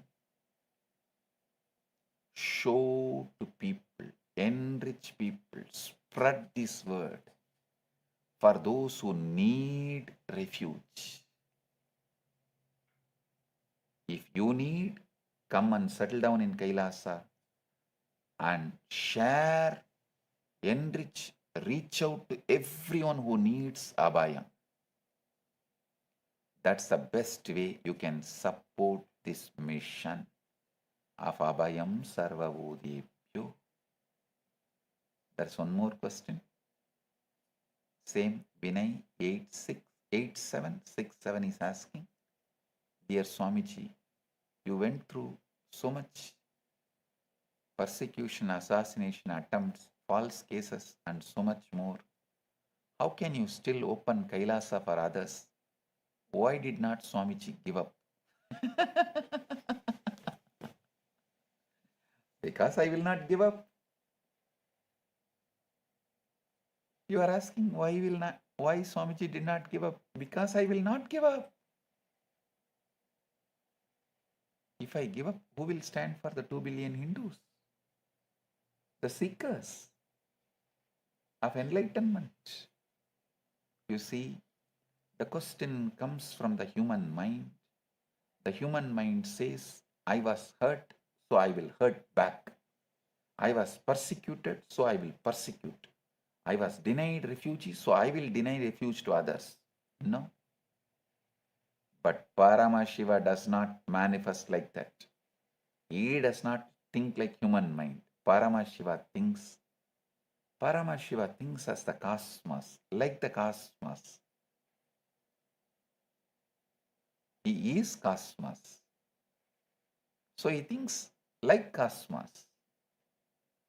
When I was unlawfully detained for 53 days without even evidence, I did not think I will create a prison for others. I thought I will create a nation where no one will be unlawfully detained. When they filed false cases, I did not think I'll create a court to falsely accuse others. I thought I'll create a justice system based on dharma, which cannot be used for lawfare, which cannot be used to do lawfare. You see, persecution does not define you. Your response to persecution defines you. The persecution I went through does not define me. My response to that persecution defines me. The one who gives Abhayam, absolute protection, must be himself fearless, not because he has not suffered, but because he has transcended suffering and fears. That is the truth. They tried to destroy me. They only succeeded in making me stronger. They actually valorized me. Through Kailasa, I am giving what they tried to take away from me: refuge, sanctuary, sovereignty to millions. Abhayam Sarvabhutebhyo. Celeste 1008 posted a question in YouTube. Swamiji, what is the relationship between Abhayam and conscious sovereignty? This is the deepest question of all. You see, in Sanatana Hindu Dharma, the concept of giving Abhaya is not merely giving a land to an individual. It is about empowering individuals to reclaim their conscious sovereignty.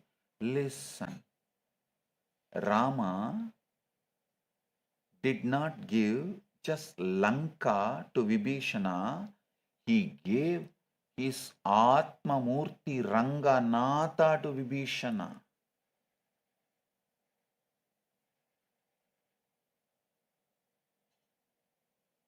His own Atma Murti Ranganatha to Vibhishana. So it is not just merely giving Lanka the land, kingdom. It is giving conscious sovereignty, the whole enlightenment. You see, in Sanatana Hindu Dharma, the concept of giving Abhaya is not merely giving land to an individual. It is about empowering individuals to reclaim their conscious sovereignty. What does that mean? It means you are not a refugee. You are a sovereign being. You have simply forgotten your home. You have simply forgotten your true nature. You have simply forgotten that you are Paramashiva. Abhayam is the hand that reaches out and says, remember who you are. Remember where you came from. Remember your sovereignty. So I am creating Kailasa, not just a safe haven, also an enlightened haven. I am not just going to give you safe place and safe home and the safe nation. I am going to give you conscious sovereignty, ultimate safety, the enlightenment. Along with the safe nation, safe home, safe place, I am giving you the ultimate safety, enlightenment. I created the Kailasa. When I created the Kailasa, I did not just create a piece of land. I created a consciousness sovereignty, a consciousness of sovereignty.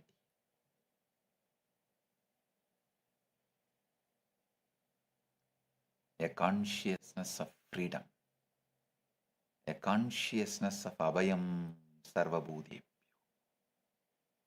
In addition to being a nation, Kailasa is also a state of being. It's a state of being absolutely free, absolutely protected. It's a state of being home.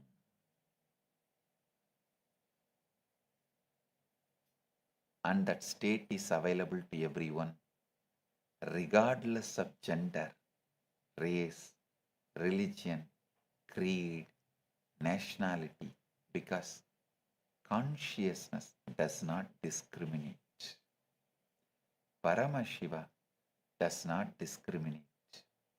Abhayam Sarvabhutebhyo does not discriminate. So when you seek refuge in Kailasa, you are not just seeking physical safety, you are reclaiming your conscious sovereignty. You are remembering who you truly are. You are coming home.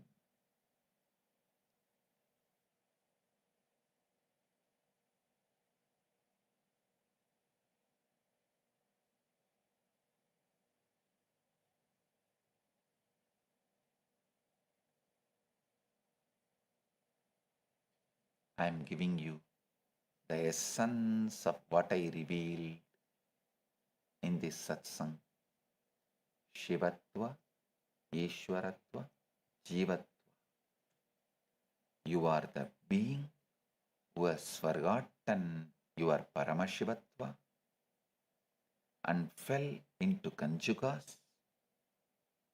All you need to do is wake up and play your life with absolute lordship as a Leela.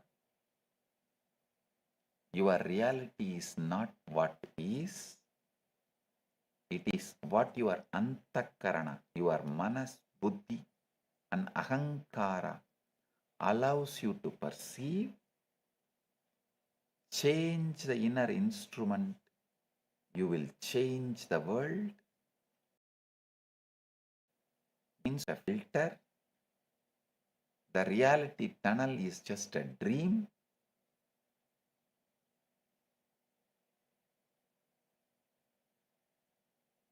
The malas are just clouds. The Purusha Tattva is just a limited identity. Wake up from the dream. Clear your clouds. Shatter the filter. Be who you truly are.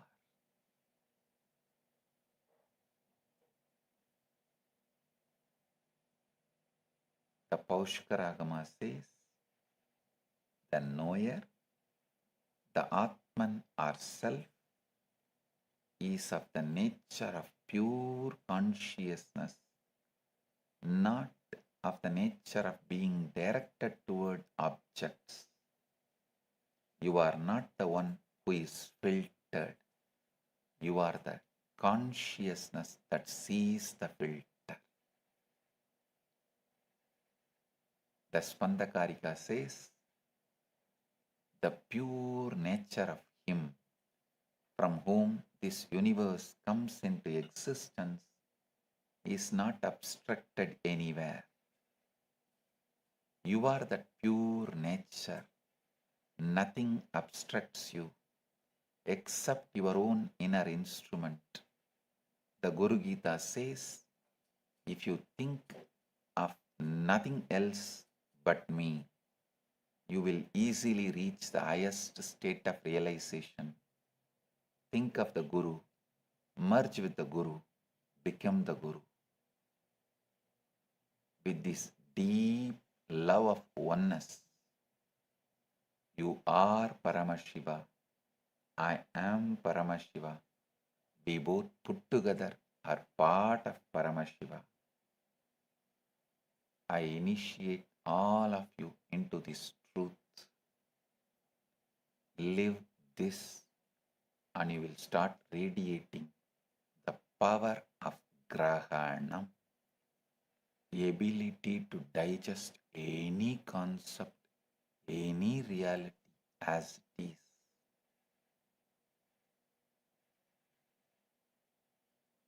Today, I have two great digital gifts from KAILASA for all of you. First is the Why Intensity digital book, and the second is Sri Chakra Yantra. Receive it and enjoy it. Blessings to everyone. Be blissful.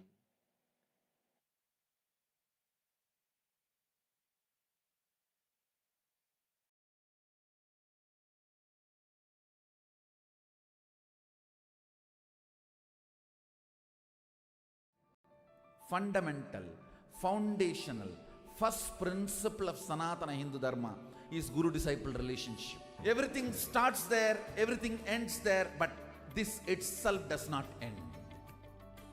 Guru Purnima Day is such an auspicious day. Whatever incompletion, impossibility, no patterns you carry, drop all that today. Offer all that to me, I'll burn them away. And take up the possibility as a lifestyle. Become part of the Sangha. Live Advaita.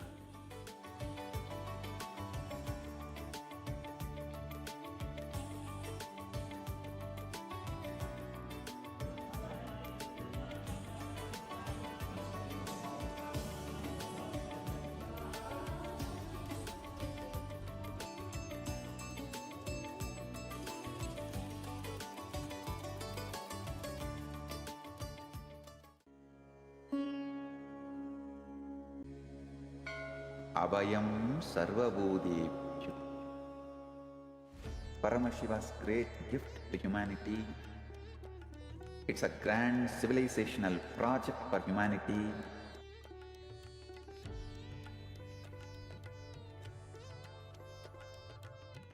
On Guru Purnima Day, the official integrating people means officially accepting them into the campuses, KAILASA, will begin.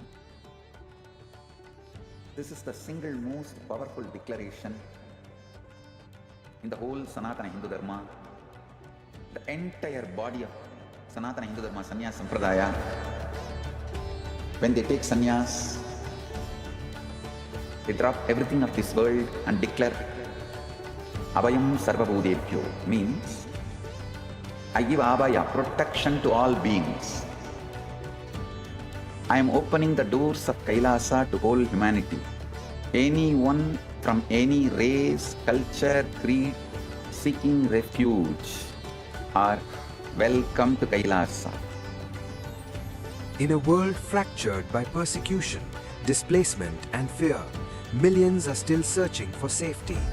Families are separated, voices are silenced, lives are uprooted. But refuge can still be offered, dignity can still be restored. I declare Abhayam Sarvabhutebhyo, Abhayam Sarvabhutebhyo, Abhayam Sarvabhutebhyo. I offer Abhaya, protection to all beings, refugee to every persecuted soul, every human being cast out because of their faith, their identity, their voice. I open the doors of KAILASA for all of you. You only need the courage to seek refuge and KAILASA will answer. Come, the doors are open, you are seen, you are protected. Welcome home, you are home. Understand, I can see clearly, Paramashiva made it happen. Paramashiva has made it happen. Join this sacred humanitarian mission. Sign up now and help build refuge for those who need it most. What if I told you there's an AI that was trained on knowledge that is thousands of years old? Not scraped from the internet, not generated by another AI, but real, ancient human wisdom, digitized for the very first time. We're talking about 20 million source texts, 2 petabytes of curated knowledge, over 60,000 people who helped make it happen. And at the center of all of this is one person whose life's work made it possible. Today, we're talking about Ask Nithyananda AI, and why this might be one of the most important AI projects happening right now. Stay with me, because this one is different.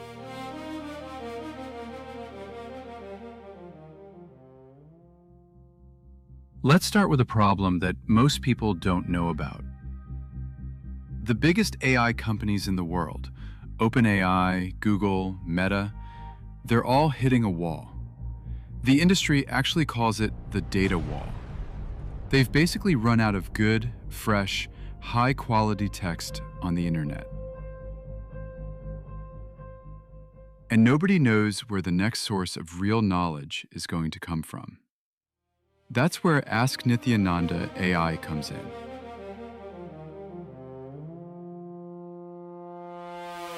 The Supreme Pontiff of Hinduism, Bhagavan Sri Nithyananda Paramashivam, known as SPH, has spent over 50 years gathering, living, and teaching spiritual knowledge. Not just philosophy. We're talking about practical sciences, agriculture, medicine, food, physics, cosmology, law, economics, urban planning. All of it rooted in the oldest living traditions on the planet. And for most of history, this knowledge lived in manuscripts, in oral traditions, in books that very few people ever got to read. SPH's contribution here is not small. It is the entire foundation of this project. His teachings, over 200,000 hours of recorded discourses, his books, his courses, his spiritual programs delivered across the world, the knowledge he received through his guru lineage and his own realizations. All of this became the backbone of what Ask Nithyananda AI is today. Without SPH, there is no Nithyananda AI. Simple as that. Now here's what makes the scale of this hard to fully wrap your head around. Over 60,000 contributors worked together to collect ancient sources. They preserved manuscripts. They digitized scriptures. They organized traditional sciences into searchable knowledge repositories. The result? 20 million digitized source texts, 2 petabytes of proprietary knowledge, 121 specialized AIs, all working together inside one system. This is not a chatbot built over a weekend. This is a civilizational scale preservation project. Think of it like building a national library, except the library also answers your questions in real time. Now let's talk about what actually makes this AI different from everything else out there. Most AI systems are built around one goal: answer the question, complete the task, move on. Ask Nithyananda AI is built differently. It runs on an AI constitution, and that constitution is based on the Hindu concept of Dharma. Dharma, at its core, means living in a way that is ethical, truthful, and life positive. And the entire AI is designed around that principle. It also covers the 4 aims of human life from Hindu philosophy: your material well-being, your relationships and joy, your search for meaning, all kept in balance. A 2024 study from Emory University looked at what happens when you train an AI on religious texts. The result? The AI got better at identifying hate speech for every religious text they used. But when they trained on the Vedas specifically, the improvement was the biggest of all, around 14%. That's real research saying grounding an AI in ancient wisdom makes it more fair, more responsible, not less. Now let's talk about value, because the numbers here are striking. Leading AI systems, ChatGPT, Claude, Gemini, Grok, Perplexity, were all independently asked to assess Ask Nithyananda AI. They looked at architecture, knowledge assets, societal impact, and future potential. The commercial valuation came in between $20 million and $500 million. The total social and economic value, between $3.2 billion and $11.5 billion. The heritage asset value of the 20 million texts alone, approximately $3.3 billion. And the value delivered to each active user, between $5,300 and $20,000 per year. These are not marketing numbers. These came from independent AI assessments. So what can you actually do with Ask Nithyananda AI? You can ask it questions about health, relationships, purpose, and daily life, and get answers rooted in thousands of years of tested wisdom. You can explore ancient sciences that were never available in digital form before. You can access the kind of depth that simply doesn't exist anywhere else on the internet. This is what preservation looks like in the 21st century. We are living in a moment where ancient knowledge could disappear forever, or it could be saved and made more accessible than ever before. Ask Nithyananda AI is choosing the second path, and SPH's lifetime of work is the reason any of this is even possible. Want to try it yourself? Just visit ask.nithyananda.ai or scan the QR code on your screen right now. The primary, fundamental, foundational, first principle of Sanatana Hindu Dharma is Guru-disciple relationship. Everything starts there, everything ends there, but this itself does not end. Guru Purnima Day is such an auspicious day.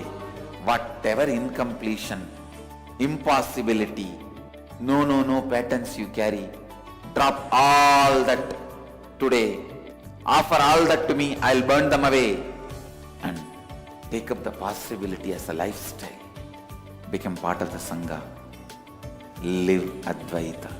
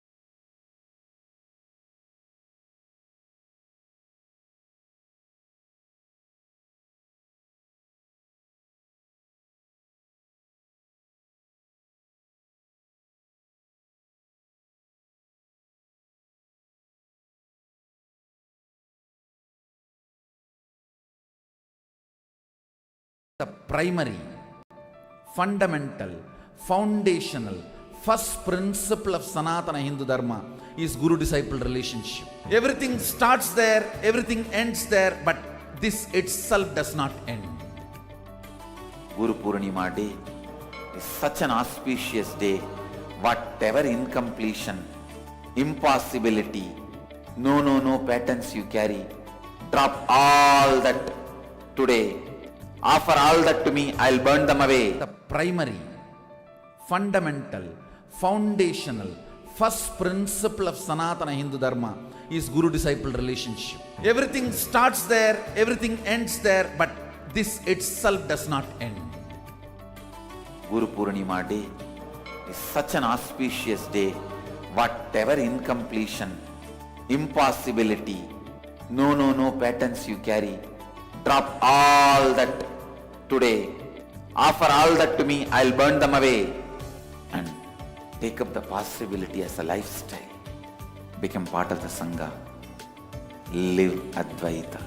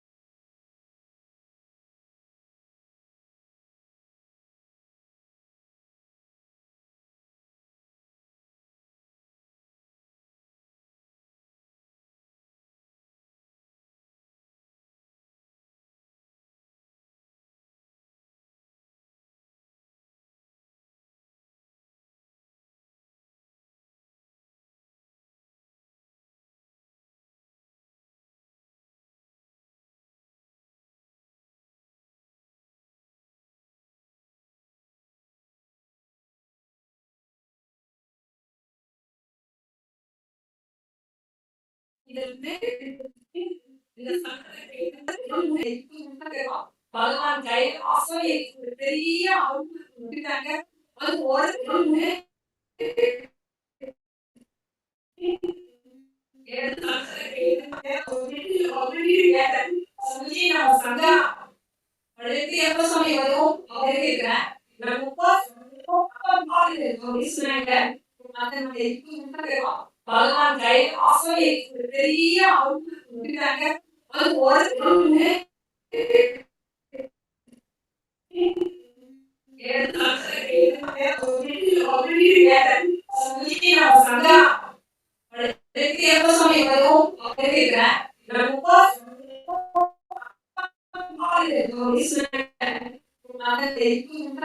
பகவான் கைலாசம் பெரிய அது ஒரு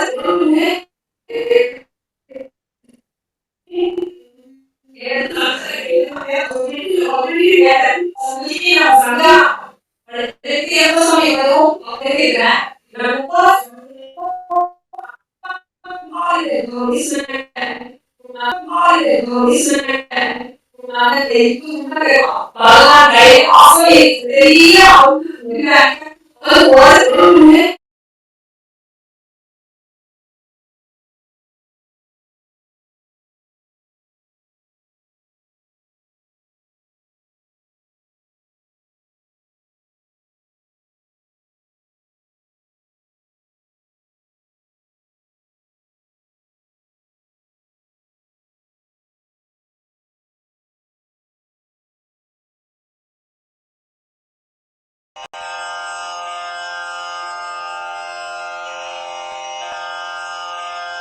श्रीकैलासोन्नतद्वादशान्तश्यामलापीठारूढ श्रीमीनाक्षिसुन्दरेश्वरा भिन्नस्वरूप परशिवपुत्ररत्न कुमार गुरुमण्यतुल्यावतार श्रीपार्वतीस्तन्यपानलब्धदिव्यज्ञान विश्रुतसकलनिगमागमसारभूतद्राविडवेदप्रवक्त्रे श्रीमत्परमशिवकरुणासमधिगतमुक्तामयचतुरश्रयान् गीयमानछत्रचामर श्रीचिह्नकाहलादिसमस्तबिरदावल्यलङ्कृत ज्ञानविज्ञानचक्रवर्ती सर्वजनसङ्घसद्यो निर्वाणदीक्षाव्ययापवर्गवर्ष विश्राण जीमूत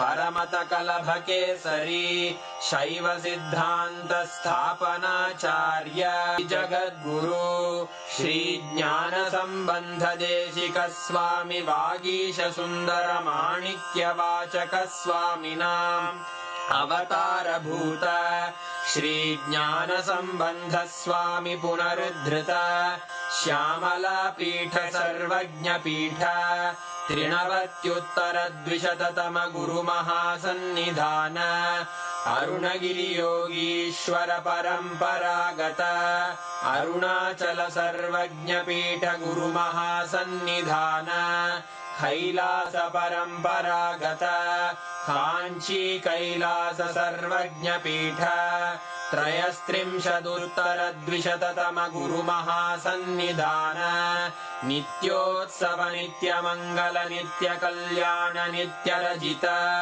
कैलास परम्परागत आदिकैलास नित्यानन्दपीठ महासंस्थान महासिंहासन पीठकर्तः साक्षात् श्री परमर्वज्ञपीठ सुराङ्गी साम्राज्य मूर्धाभिषिक्त चूडागणनायक गणनायक श्री महागणपति समारंभ अनवच्छिन्न पीठाधीश्वर गुरु परंपरा प्राप्त अटल पीठ अष्टोत्तर सहस्र श्री अटल पीठाधीश्वर धर्म मुक्ति स्वर्गपुर स्वर्ण पीठ त्रयोविंश गुरुमहासन्निधान कैलास परम्परागत आदिपीठ सर्वज्ञपीठ जगद्गुरो श्रीकैलास पुनरुद्धारक श्रीकैलास परमाचार्य श्रीमत्परमहंस परिव्राजकाचार्यवर्य सच्चिदानन्द प्रणव स्वरूप श्रोत्रिय ब्रह्मनिष्ठ श्रीमज्जगद्गुरु श्रील श्री भगवत् श्री नित्यानंद परमशिव श्री ज्ञान संबंध देशिक परमाचार्य स्वामिन् अत्रागत्य परिपाल्य च अस्मान् विज्ञान वितरणेन विजयी भव जय जय।